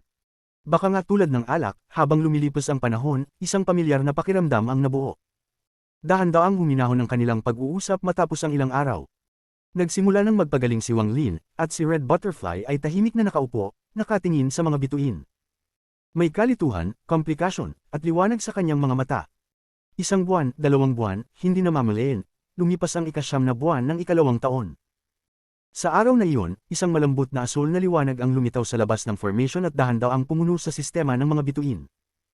Pinalitan ng asul na liwanag ang lahat ng ibang liwanag, at ang buong sistema ng mga bituin ay napuno ng asul na liwanag. Ang asul na liwanag na ito ay parang dagat na nagkulay sa wheel formation, nagbigay ng isang malungkot na uri ng kagandahan. Ang asul ay madalas magbigay ng pakiramdam ng lungkot tulad ng kalungkutan. Binuksan ni Wang Lin ang kanyang mga mata, tumingin sa asul na liwanag sa labas ng formation, at tahimik na nag-isip. Nakita niyang may 2 katawang lumabas mula sa asul na liwanag. Isang lalaki at isang babae, isang ama at anak na babae. Si Dao Master Blue Dream at si Li Qianmei. Matapos mag-isip ng 1 taon at 9 na buwan, pinili ni Dao Master Blue Dream na dumating. Tumigil siya at ang kanyang anak na babae sa labas ng formation. Tumingin si Wang Lin kay Dao Master Blue Dream at tumuon kay Li Qianmei. Si Li Qianmei ay naging mas payat. Ang kanyang ekspresyon ay malungkot at wala na ang anyo niyang dati. Nang tumingin si Wang Lin, tiningnan siya ni Li Qianmei nang may malungkot na ekspresyon. Sa mundong ito, maliban kay Limuan, naaalala ni Wang Lin si Liu Mi dahil kay Wang Ping, at si Red Butterfly dahil sa kanilang karma. Si Li Qianmei ay isang maganda at hindi malilimutang pagkakataon. Nagkakilala sila dahil sa 3 tanong at isang hindi namamatay na paghahanap na patuloy nilang sinusundan.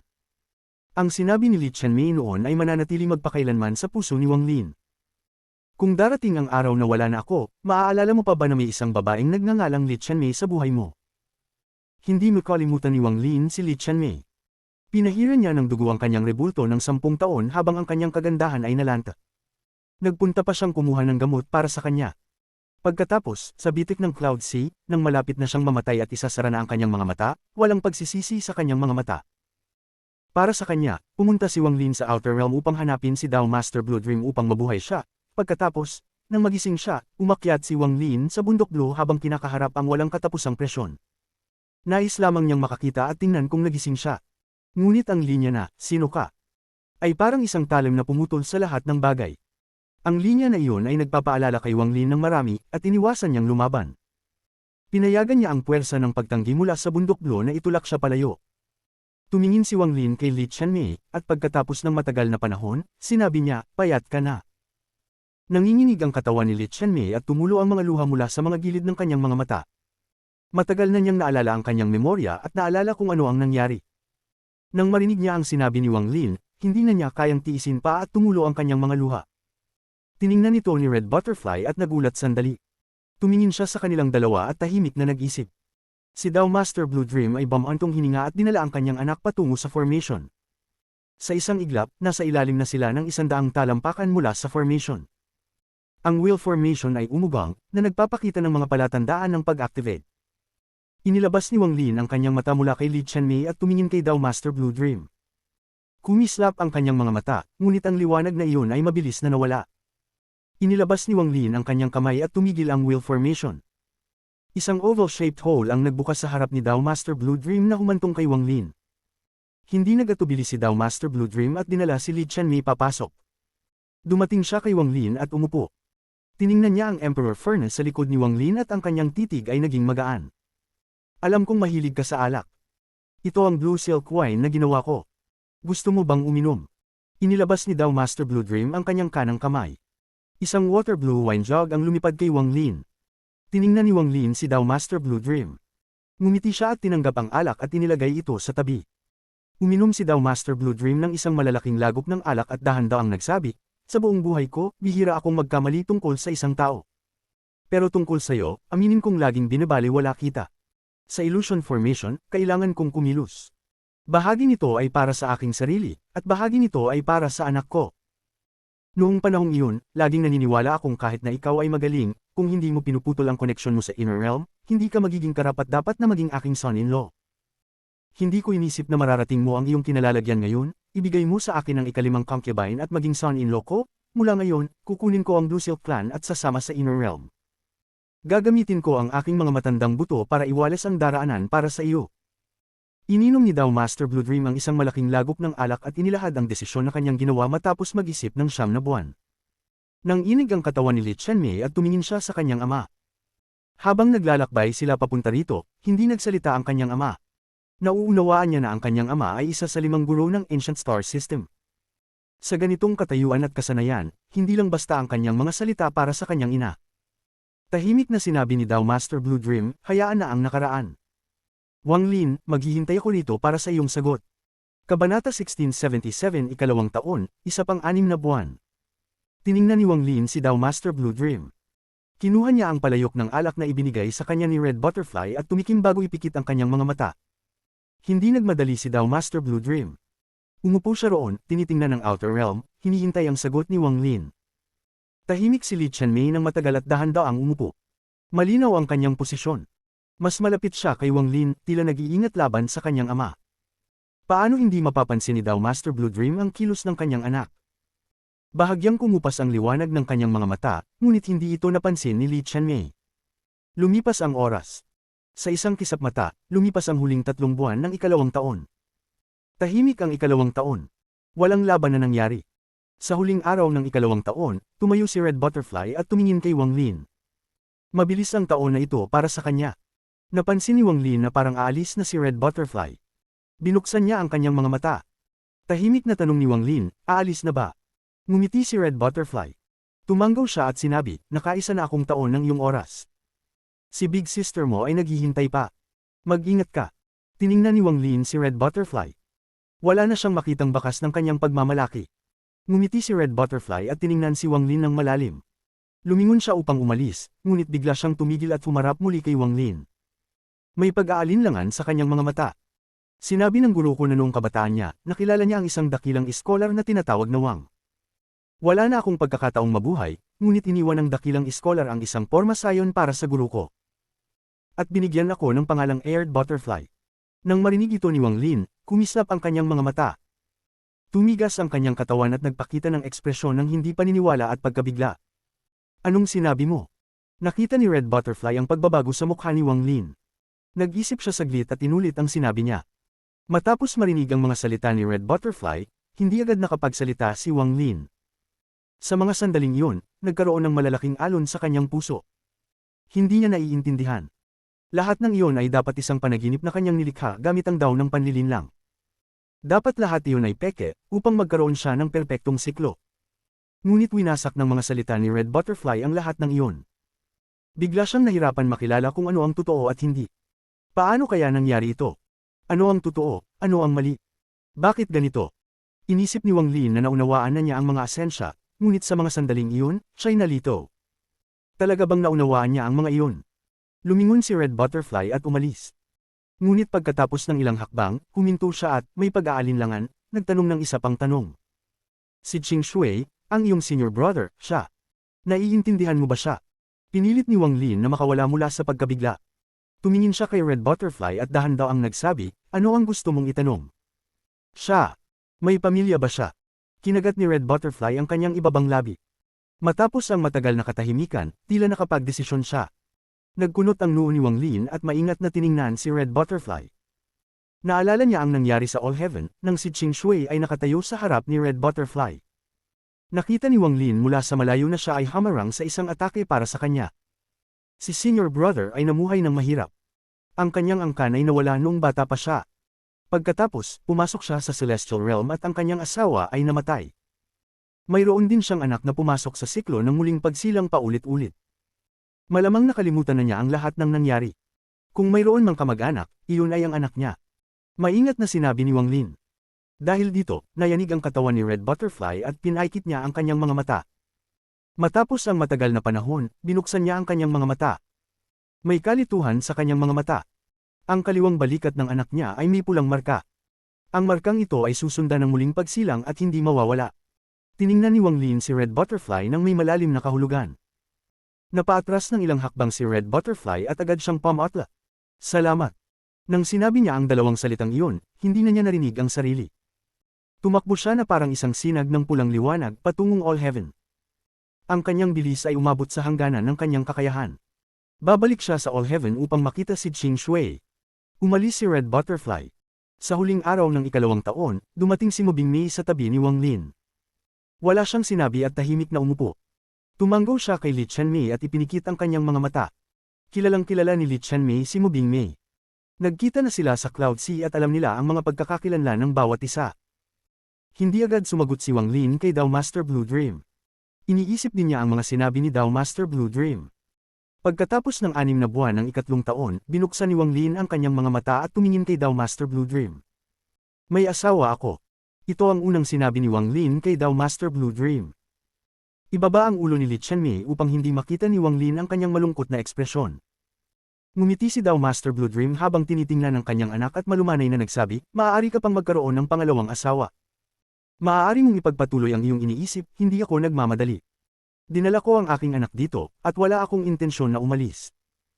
Wala kang lakas upang labanan ng 7 Color o si Old Ghost Zone, hindi ba? Tumingin si Dao Master Blue Dream kay Wang Lin. Kung gusto ko, matagal ko nang naipasok ang Arcane Tribulan. Kung nakaligtas ako ng 9 na beses, makararating ako sa Void Tribulan. Ang problema lang ay hindi ako sigurado.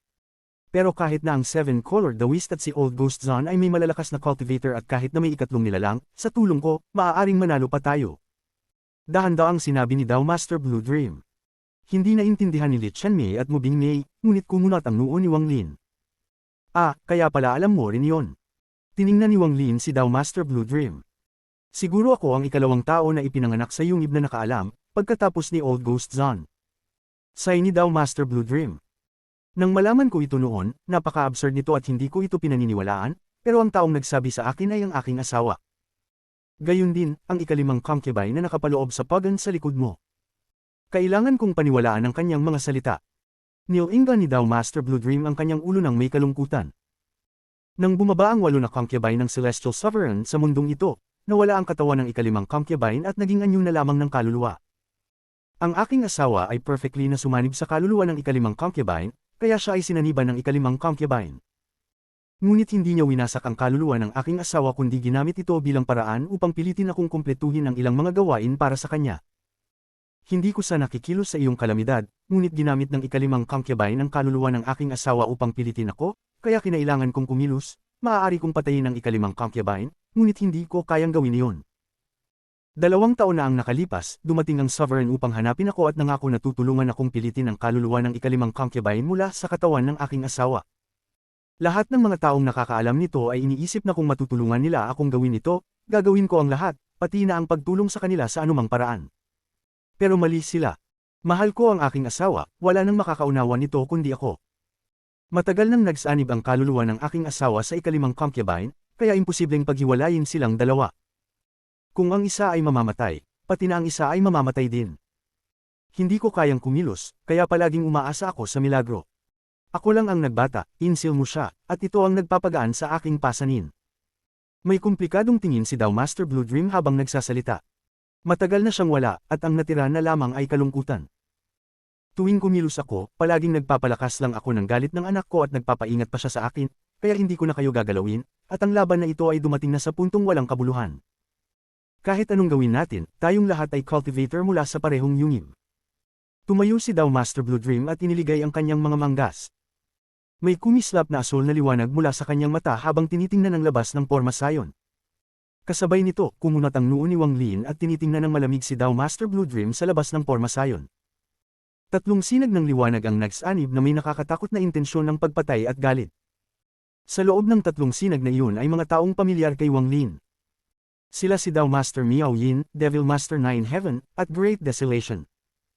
Ang tatlong ito ay dating nakakulong sa Ancient Tomb at hindi dapat lumitaw dito, ngunit iniligtas sila ng Sovereign.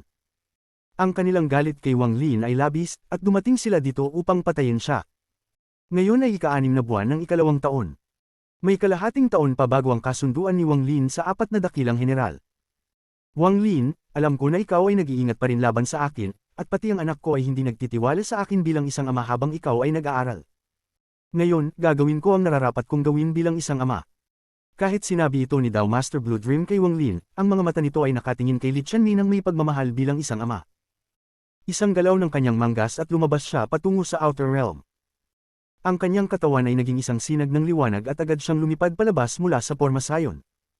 Miao Yin, Nine Heaven, Great Desolation, kayong tatlo, umalis kayo. Biglang sumigaw si Dao Master Blue Dream. Ang sigaw na ito ay nagdulot ng isang malakas na alon sa buong star system at bumuo ng isang unos. Pinigilan nito ang mga aksyon ni Miao Yin at ang mga kasama niya. Blue Dream. Ano ang ginagawa mo? Dao Master Blue Dream, bakit mo kami pinipigilan? Wala akong dahilan. Kung hindi kayo aalis sa loob ng 3 hininga, papatayin ko kayo. Ang buhok ni Blue Dream ay nagwawala habang siya ay nakatayo roon. Sa likod niya ay ang wheel formation, at ang 3 tao ay naruroon sa harap niya. Ngunit ang kanyang anyo ay parang bundok. Habang naruroon siya, walang makakapagpatuloy ni kalahating hakbang. Ang kanyang pinakamataas na Arcane Void Cultivation ay sumabog mula sa kanyang katawan. Ang lakas ng pinakamataas na Arcane Void ay nakakagimbal. Hindi siya umatake, ngunit ang aura ng kanyang cultivation ay nagpayanig sa buong star system. Parang ang buong star system ay kailangang magpasakop sa kanyang lakas. Nagbago ang ekspresyon ni Dao Master Miao Yin. Nagtinginan sina Nine Heaven at Great Desolation at nakita nila ang takot sa mga mata ng isa't isa. Ang 5 master ng Ancient Star System ay may mga iba't ibang level ng cultivation. Kahit na may kakilakilabot na lakas ang Sovereign, si Blue Dream na nasa buong lakas ay mas nakakatakot. Kung hindi dahil sa pagkabigo ng kanyang Dao Heart dulot ng asawa at hindi siya handang pumasok sa Arcane Tribulan, hindi kahit ang Sovereign ang makakapag-utos kay Blue Dream. Naintindihan naman nilang tatlo ito. Kabanata 1678 dapat pa rin tanggapin. Habang nakaupo sa loob ng Forma Sion ng gulong, tinitingnan ni Wang Lin ang labas. Hindi umalis sina Miao Yin at ang kanyang mga kasama. Inisip nila na kapag nagtulungan silang tatlo, kaya nilang labanan si Blue Dream. May kabang ekspresyon si Li Qianmi habang pinapanood ang laban ng kanyang ama laban sa tatlo. May pangamba sa kanyang mga mata. Sa labas ng Forma Sion, nanginginig ang sistema ng mga bituin. Si Blue Dream ay nakikipaglaban mag-isa laban sa tatlo at nananatiling kalmado. Tuwing umatake siya, naglalabas siya ng asul na liwanag na nagiging makapangyarihang spells. Matapos magmasid ng sandali, ipinikit ni Wang Lin ang kanyang mga mata at hindi na pinansin ang nangyayari. Ang malalakas na tunog ng kulog ay naharang mula sa kanyang mga tainga at nag-focus siya sa pagpapalago ng kanyang lakas. Nag-iwan siya ng kaunting bahagi ng kanyang orihinal na kaluluwa sa paligid, kaya kung may mangyari, malalaman niya. Sa loob ng 2 taon ng pagpapagaling, nakabawi na si Wang Lin mula sa karamihan ng kanyang mga sugat. Inilaan niya ang karamihan ng oras na ito upang maunawaan ang spell na Tearing the Heavens mula sa 8 patak ng dugo. Kailangan niyang matutunan ang skill na ito at maging bihasa dito. Naranasan na ni Wang Lin ang Tearing the Heavens at alam niyang napakalakas nito. Tungkol sa pagsasama ng 8 patak ng dugo upang palakasin ang kanyang sinaunang lakas, mangangailangan pa ito ng mas maraming oras. Hindi pinapayagan ng kasalukuyang kalikasan ang kanyang paglalim dito, kaya ipinagpaliban niya ito. 3 araw ang lumipas sa isang iglap. Parang may napansin si Wang Lin at binuksan ang kanyang mga mata. Ang espasyo sa labas ng Forma Sion ay nagkabasag, at maraming mga itim na butas ang kumalat sa paligid. Ang mga ito ay nilikha ng labanan ni Blue Dream at ng kanyang mga kasama. Maraming mga patay na kaluluwa ng Just Flame ang lumulutang sa kalawakan. Parang hindi nakikitang usok na dahan-daang ang dumadaan. Matapos magmasid ng ilang sandali, naramdaman ni Wang Lin kung gaano kalupit ang laban. Hindi niya nakita ang ibang puno, ngunit nakita niyang pumasok si Blue Dream sa Forma Sion at dumating sa harap ni Wang Lin. Pagod na ang hitsura ni Dao Master Blue Dream. Mukhang hindi madali para sa kanya ang labanan ng tatlo. Malubha ang sugat ni Miao Yin, at hindi siya makakabawi sa kanyang pinakamataas na lakas sa loob ng 100 taon. Bumagsak ang kanyang antas ng pagninilay sa Spirit Void, kaya kapag nakita mo siya, maaari mo na siyang patayin. Ang sugat ni Nine Heaven ay medyo mas magaan kaysa kay Miao Yun, ngunit ang kanyang Just Flame Realm ay nawasak ko na nagdulot ng pinsala sa kanyang isipan. Sa hinaharap, hindi na siya magiging katapat mo. Ang Great Desolation ang may pinakamalubhang sugat at tumakas gamit ang isang lihim na spell. Hindi siya tatagal ng mahigit 10 taon. Pagkatapos nito, umupo siya at ipinikit ang kanyang mga mata upang magdasal. Komplikado ang ekspresyon ni Li Qianmei. Nasaksihan niya ang 3 araw ng laban. Napanood niyang nakikipaglaban ng kanyang ama at nakita ang mga panganib na hinarap nito. Tahimik na nag-isip si Wang Lin, at pagkatapos ng matagal na panahon, unti-unti siyang nagsalita. May asawa na akong kasama sa buhay ko. Binuksan ni Dao Master Blue Dream ang kanyang mga mata at tumingin kay Wang Lin. Ang ekspresyon niya ay naging malungkot. Kahit natutulungan kita, hindi mo bababaguhin ang iyong isip, hindi ko nais na itakwil mo ang iyong asawa kundi bigyan mo ng pangako ang aking anak na babae. Huwag mong gawing mahirap ang bagay na ito para sa iyo. Kung hindi dahil sa anak kong babae, kahit na umabot ka na sa Spirit Void stage at may sinaunang pamamana, kahit na kaya mong patayin ang mga cultivator sa unang yugto ng Arcane Void, hindi ka pa rin magkakaroon ng halaga sa aking mata. Kaya mong hilahin ang Ligwang Bao para patayin ang mga luma kong buto. Ngunit kahit mamatay ako, hindi ko dadalhin ang Blue Silk Clan ko sa Inner Realm. Si Blue Dream ay ipinanganak sa Ancient Star System. Isa ako sa 5 Masters ng Ancient Star System.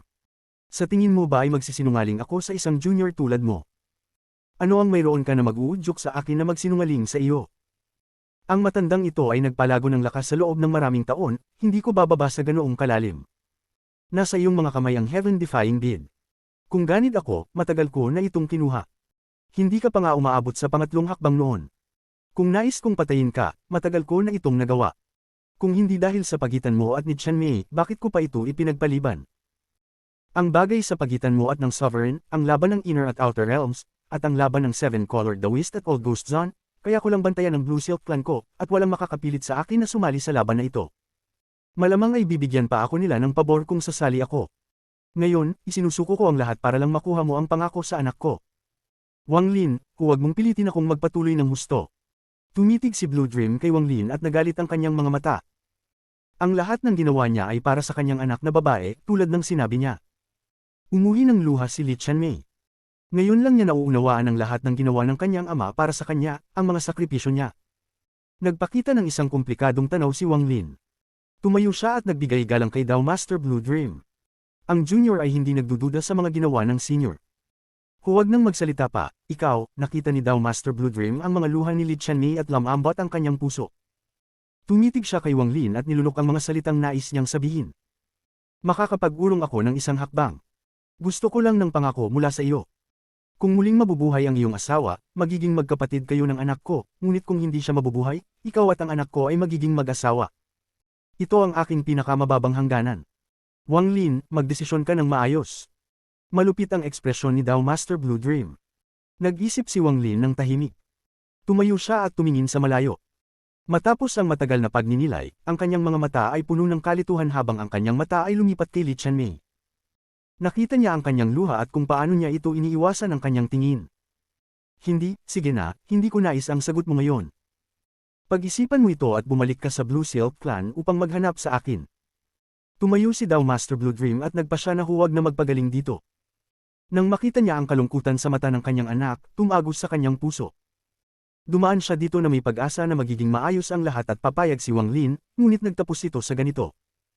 Papa, umalis na tayo, pinunasan ni Li Qianmei ang kanyang mga luha at dahan-daang tumayo. Pumunta siya sa tabi ni Dao Master Blue Dream. Papa, noon hindi ko naintindihan, ngunit ngayon naiintindihan ko na.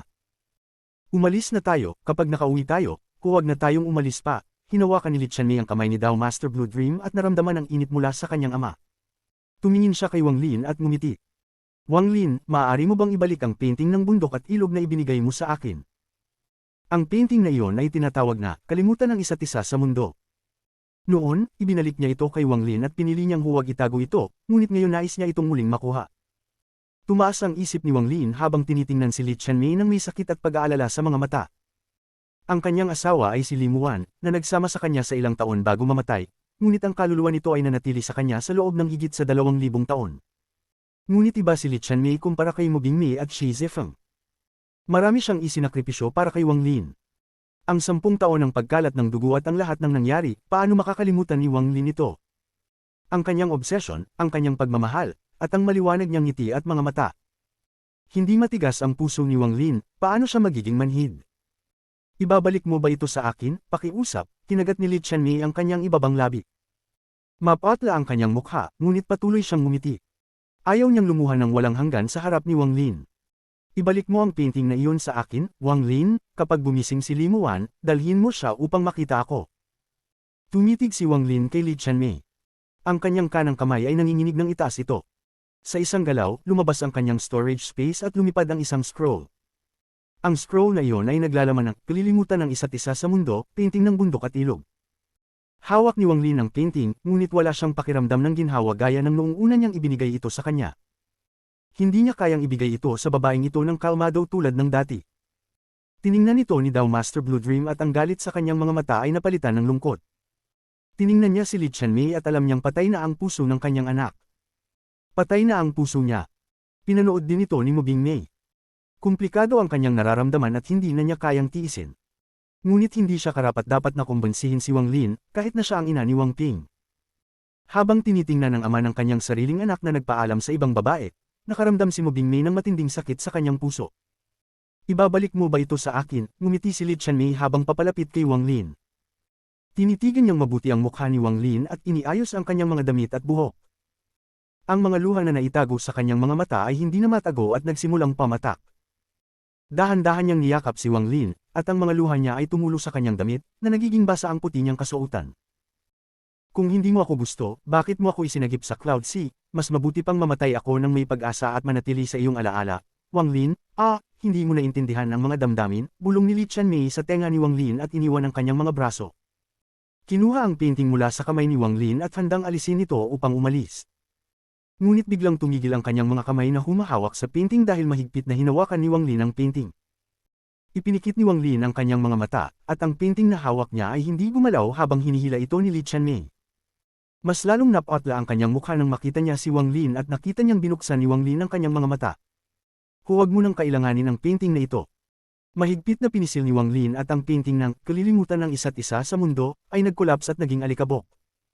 Nawala ito mula sa kanyang mga kamay, mula sa mga kamay niya. Tumingin si Wang Lin kay Li Qianmei. Ang kanyang mga salita ay puno ng determinasyon habang dahan-dahan niyang sinabi, simula ngayon, ikaw ay aking babae. Si Wan ay aking asawa. Kapag siya ay gumising, magpapakasal tayo ng magkasama. Nagulat si Li Qianmei, at matapos ang matagal na oras, ang mga luha ay tumulo. Nagsimula siyang umiyak sa mga braso ni Wang Lin. Niyakap ni Wang Lin si Li Qianmei. Dahil sa pagpapasyang ito, hindi na siya magsisisi. Siya ang unang babaeng tinanggap niya sa loob ng higit sa 2,000 taon maliban kay Li Muan. Ang pangalan niya ay Li Qianmei. Kuya, may 3 tanong akong nais itanong. Maaari mo ba akong tulungan sagutin ang mga ito? Kapag umalis ako, isusama mo ba akong magpaalam? Kung isang araw ako'y mamatay, maalala mo pa ba ako? Wang Lin, hindi ko na kayang maghintay pa. Lahat ng aking dugo ay natuyo na. Magising ka na, hindi ako nagsisisi. Wang Lin, hintayin mo akong ibalik ang gamot. Siguradong madyay gising ka. Ang mga alaala ay parang tubig sa iyong palad. Bagamat agos ang tubig, maaalala ng palad ang temperatura ng tubig. Pagkatapos, kapag hawak muli ng palad ang tubig, maaalala ng palad, at maaalala rin ng tubig ang init ng palad. Kabanata 1679 Pagtatagpo muli sa mga lamok na halimaw. Sa huli, umalis si Li Qianmei kasama ang kanyang ama, si Dao Master Blue Dream. Ang ikalimang concubine ay dinala rin ni Dao Master Blue Dream. Babalik sila sa Blue Silk Clan at dadalhin ang buong angkan pabalik dito. Pipili sila ng isang lugar sa Inner Realm upang gawing bagong tahanan ng Blue Silk Clan. Sa presensya ni Dao Master Blue Dream, kahit na siya'y sugatan, walang magiging panganib maliban na lamang kung kikilos ng personal ang Sovereign. Kahit ang Sovereign ay hindi magtatangkang pilitin si Dao Master Blue Dream ngayon na ang kanyang Dao Heart ay hindi na may depekto. Dahil si Dao Master Blue Dream ay maaaring pumasok sa Arcane Tribulant tuwing nais niya. Kapag nagsimula ang Arcane Tribulant, kahit ang Sovereign ay kailangang umatras. Si Li Qianmei ay naglaho patungo sa Outer Realm kasama ang kanyang ama. Pagkatapos nilang umalis, ang asul na liwanag sa labas ng formation ay unti-unting nawala at ang sistema ng mga bituin ay muling naging madilim. Nang umalis si Li Qianmei, siya ay lubos na masaya. Ang kanyang ngiti ay tulad ng dati. Tinitigan niya si Wang Lin ng malumanay na tingin. Siya ang lalaking pinili niya. Hindi siya nagsisi noon at hindi siya magsisisi ngayon. Kahit na mamatay siya dahil dito, hindi pa rin siya magsisisi. Ito ang personalidad ni Li Qianmei. Sa mga sandaling iyon, sa loob ng wheel formation, si Wang Lin at Mu Bingmei na lamang ang natira. Naging saksi si Mu Bingmei sa lahat ng nangyari, at ang kanyang isipan ay magulo. Wala nang salitang maaaring sabihin sa pagitan nilang dalawa. Pagkalipas ng mahabang panahon, nagbukas ng bibig si Mu Bingmei upang basagin ang katahimikan, ngunit si Wang Lin ay nakapikit na at nagpo-focus sa pagpapalalim ng pag-unawa sa Tearing the Heavens. Ang mga salita ni Mu Bingmei ay naglaho sa kanyang bibig at hindi na siya nagsalita pa. Hindi tulad ni Li Qianmei, iba si Mu Bingmei. Iba siya kay Shi Zifeng at maging kay Red Butterfly. Siya ay si Mu Bingmei. Makalipas ang ilang panahon, 5 buwan mula sa natitirang kalahating taon, at isa na lamang ang buwan na natitira. Sa araw na iyon, tumayo si Mu Bingmei. Walang kalituhan sa kanyang mga mata. Malinaw ang mga ito. Tinitigan niya si Wang Lin ng matagal. Ingatan mo, ito ang unang sinabi niya at ang tanging sinabi. Pagkatapos nito, lumingon si Mu Bingmei at naglakad patungo sa Brilliant Void. Siya ay ang saintess ng Brilliant Void, kaya kailangan niyang bumalik sa Brilliant Void. Parang inabot lang siya ng 11 buwan kay Wang Lin upang sabihin ang isang linya. Umalis si Mu Bingmei bago matapos ang taon. 11 buwan, kulang pa ng 1 buwan. Inalala ni Mu Bingmei ang buwan na iyon at inilagay ito sa tabi. Ang kanyang nag-iisang itsura habang naglalakbay sa mga bituin ay mukhang labis na malungkot at malungkot. Pakiramdam niya'y mahina, at sino man na makakakita sa kanya ay mararamdaman ang sakit sa kanilang puso. Wala na siyang iba. Naiinggit siya kay Li Muan, at naiinggit din siya kay Li Qianmei. Si Li Qianmei ay may ama pa, at si Li Muan ay may Wang Lin, ngunit siya wala. Wala na ang kanyang tahanan, wala na ang kanyang guro, at lahat ng tao na kilala niya, ang mga kasama niya habang siya'y lumalaki, ay patay na, kung may isa man, iyon ay si Wang Lin. Isa itong katotohanan na hindi maaaring baguhin, dahil siya ay ina ni Wang Ping. Kahit mamatay ako, walang makakaalam, kasama ko pa rin si Ping Er, nagdilim ang mukha ni Mu Bingmei habang siya'y lumalakad palayo.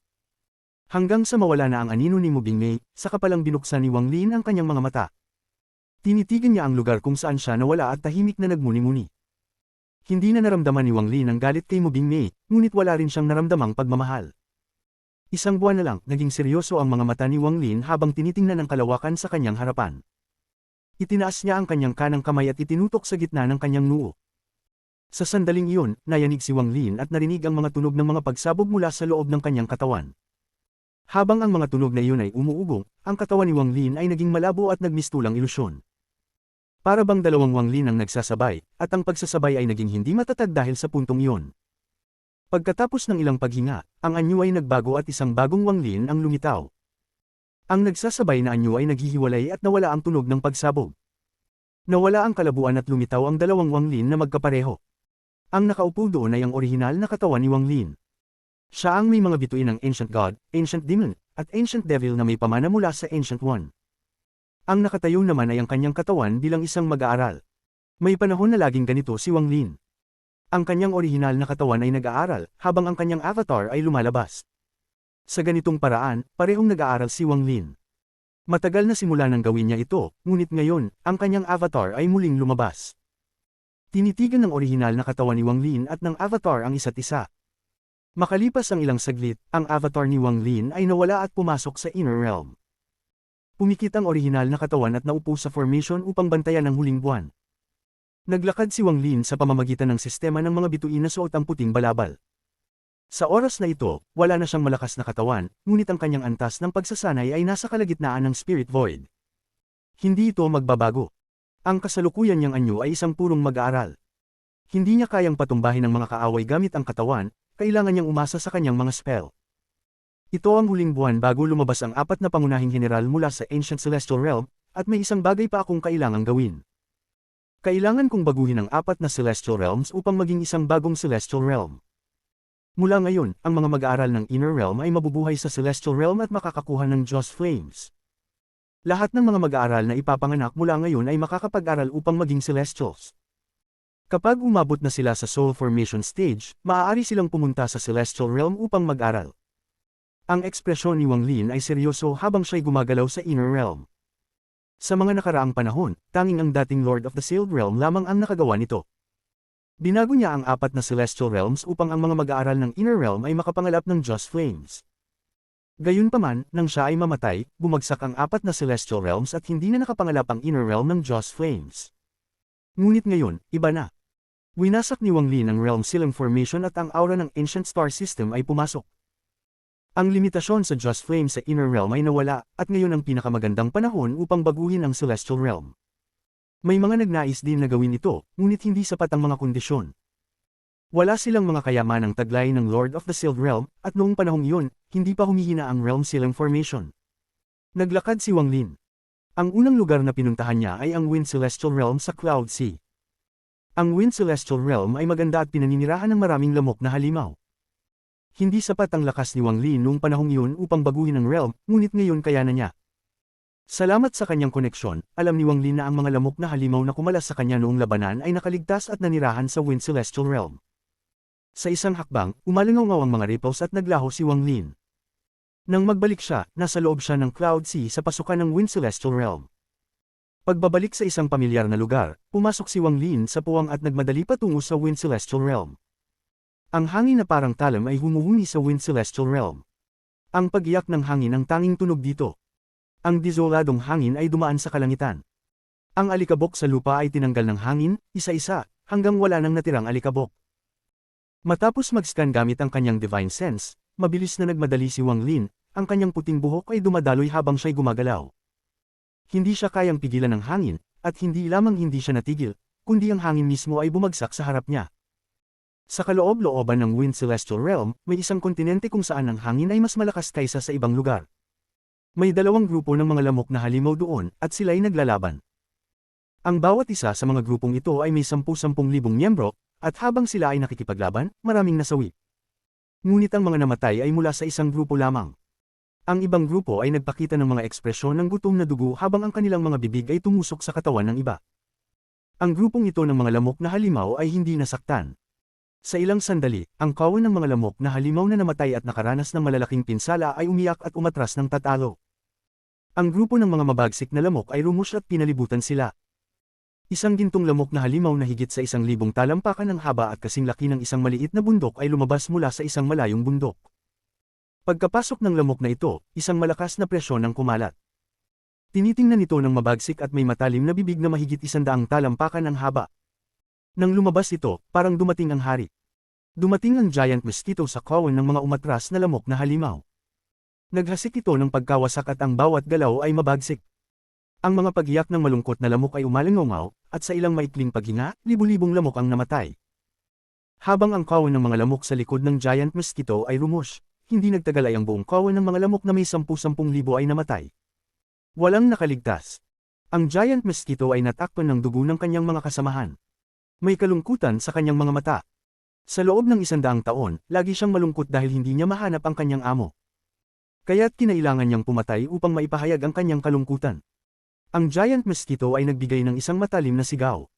Hindi ito kasiyahan kundi isang malungkot na hiyaw tulad ng isang iniwang bata na umiiyak sa langit. Habang ito ay umaatungal, ang mga lamok sa paligid ay umaatungal din. Ang tunog ng kanilang mga sigaw ay nagsanib at bumangon sa kalangitan. Habang umaatungal sila, isang malaking kawan ng mga lamok na halimaw ang lumipad mula sa kontinente at mabilis na umalis. Ang ilan sa kanila ay may malalaking katawan, ngunit tumakas din sila sa takot. Sa kanilang memorya, sa nakaraang 100 taon, may isang kawan ng mga lamok na halimaw na sobrang matindi. Patuloy silang pumatay at naging mas malakas. Tuwing pupunta sila sa bagong kontinente, ganun din ang ginagawa nila, pumatay. Kung hindi ka aalis, gagawin nilang lahat upang patayin ka. Ngunit sa sandaling iyon, biglang nayanig ang giant mosquito at bumagsak ang kanyang sigaw. Siya'y nanginginig habang ang lamig sa kanyang mga mata ay nawala at pinalitan ng isang pagkalito na nawawala na sa loob ng 100 taon. Ang pagkalito ay mabilis na napalitan ng kasiyahan. Ang giant mosquito ay kumilos ng may kasiyahan at saya. Nagbigay ito ng isa pang sigaw at mabilis na lumipad papalayo na parang nababaliw. Parang naramdaman niya ang aura ng kanyang amo matapos ang matagal na paghihiwalay. Nakalimutan niya ang lahat at nabaliw sa paghahanap ng aura na iyon. Nasa hangin si Wang Lin sa Wind Celestial Realm.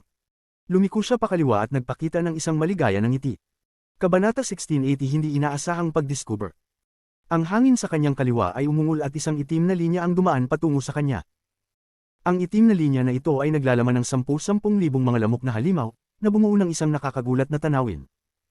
Sa unahan ay ang mabagsik na lamok na halimaw na may taas na libu-libong talampakan.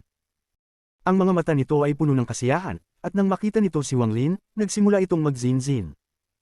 Isang matalim na sigaw ang umalangaw habang ang lamok na halimaw ay tumakbo patungo kay Wang Lin, tumama ng diretsyo sa kanya. Ang hangin na nilikha ng mga galaw nito ay parang mga kutsilyo na tumama sa mukha ni Wang Lin. Partikular, ang tanawin ng kanyang mabilis na pagsugod ay sapat upang takutin ang sinumang makakakita nito. Sanay na ang lamok na halimaw sa malakas na katawan ni Wang Lin, kaya't mabilis itong tumakbo na puno ng kasiyahan. Si Wang Lin ay hindi magawa kundi magbigay ng isang pilit na ngiti. Nandyan siya kasama ang kanyang avatar, kaya hindi niya kayang tiisin ang matinding yakap ng lamok na halimaw. Itinaas ni Wang Lin ang kanyang kanang kamay at dahan-daw ang tinapik ang hangin. Isang alon ang umabot at pinaligiran ng lamok na halimaw, na nagdulot upang ito'y bumagal. Ang lamok na halimaw ay naglabas ng isang masayang his nang dumating ito sa tabi ni Wang Lin. Ang bibig nito ay nagsimulang kuskusin ang katawan ni Wang Lin, at sa malalim na pagkabighani sa kanyang mga mata ay isang matinding pagnanasa. Si Wang Lin ay talagang ang kanyang amo, ngunit parang isang magulang. Ang pag-iisip na ito ay malalim nang naukit sa kaluluwa ng lamok na halimaw at hindi na mawawala. Habang pinapahid ng bibig ng lamok ang katawan ni Wang Lin, ito ay naglabas ng isang mahinang hiyaw, parang nagrereklamo na matagal nang hindi siya pinuntahan ni Wang Lin. Ngumiti si Wang Lin at masaya. Sa isang kisap mata, siya ay tumayo sa likod ng lamok na halimaw at tumingin sa unahan. Nakita niya ang 10,000 lamok na halimaw na nakapaligid sa kanya. Ang ilan sa kanila ay halatang kilala si Wang Lin, ngunit ang mga bagong sumama ay tumingin kay Wang Lin ng may kalituhan. Punong-puno ng saya ang puso ni Wang Lin matapos makipagtagpo muli sa lamok na hari na matagal nang kasama sa kanya. Siya ay nag-iisa sa buong buhay niya at tanging ang mga mabagsik na hayop lamang ang kasama niya. Ang lamok na halimaw na ito ang pinakamatagal na naging kasama niya. Pinatpat ni Wang Lin ang malaking ulo ng lamok na hari at ngumiti. Mukhang mas malakas ka kaysa dati. Naglabas ng isang malakas na sigaw ang lamok na hari at ipinakita ang isang mapagmalaking ekspresyon. Ang sigaw nito ay tila nagsasabi kay Wang Lin tungkol sa mga karanasan nito sa nakaraang 100 taon, ngunit sa kasamaang palad, hindi ito naintindihan ni Wang Lin. Gayunpaman, nakita ni Wang Lin kung paano ito lumaki, at pagkatapos mag-isip saglit, nakapaghinuha siya ng ilang bagay. O, dalhin mo ako sa pinakaloob na bahagi ng Wind Celestial Realm.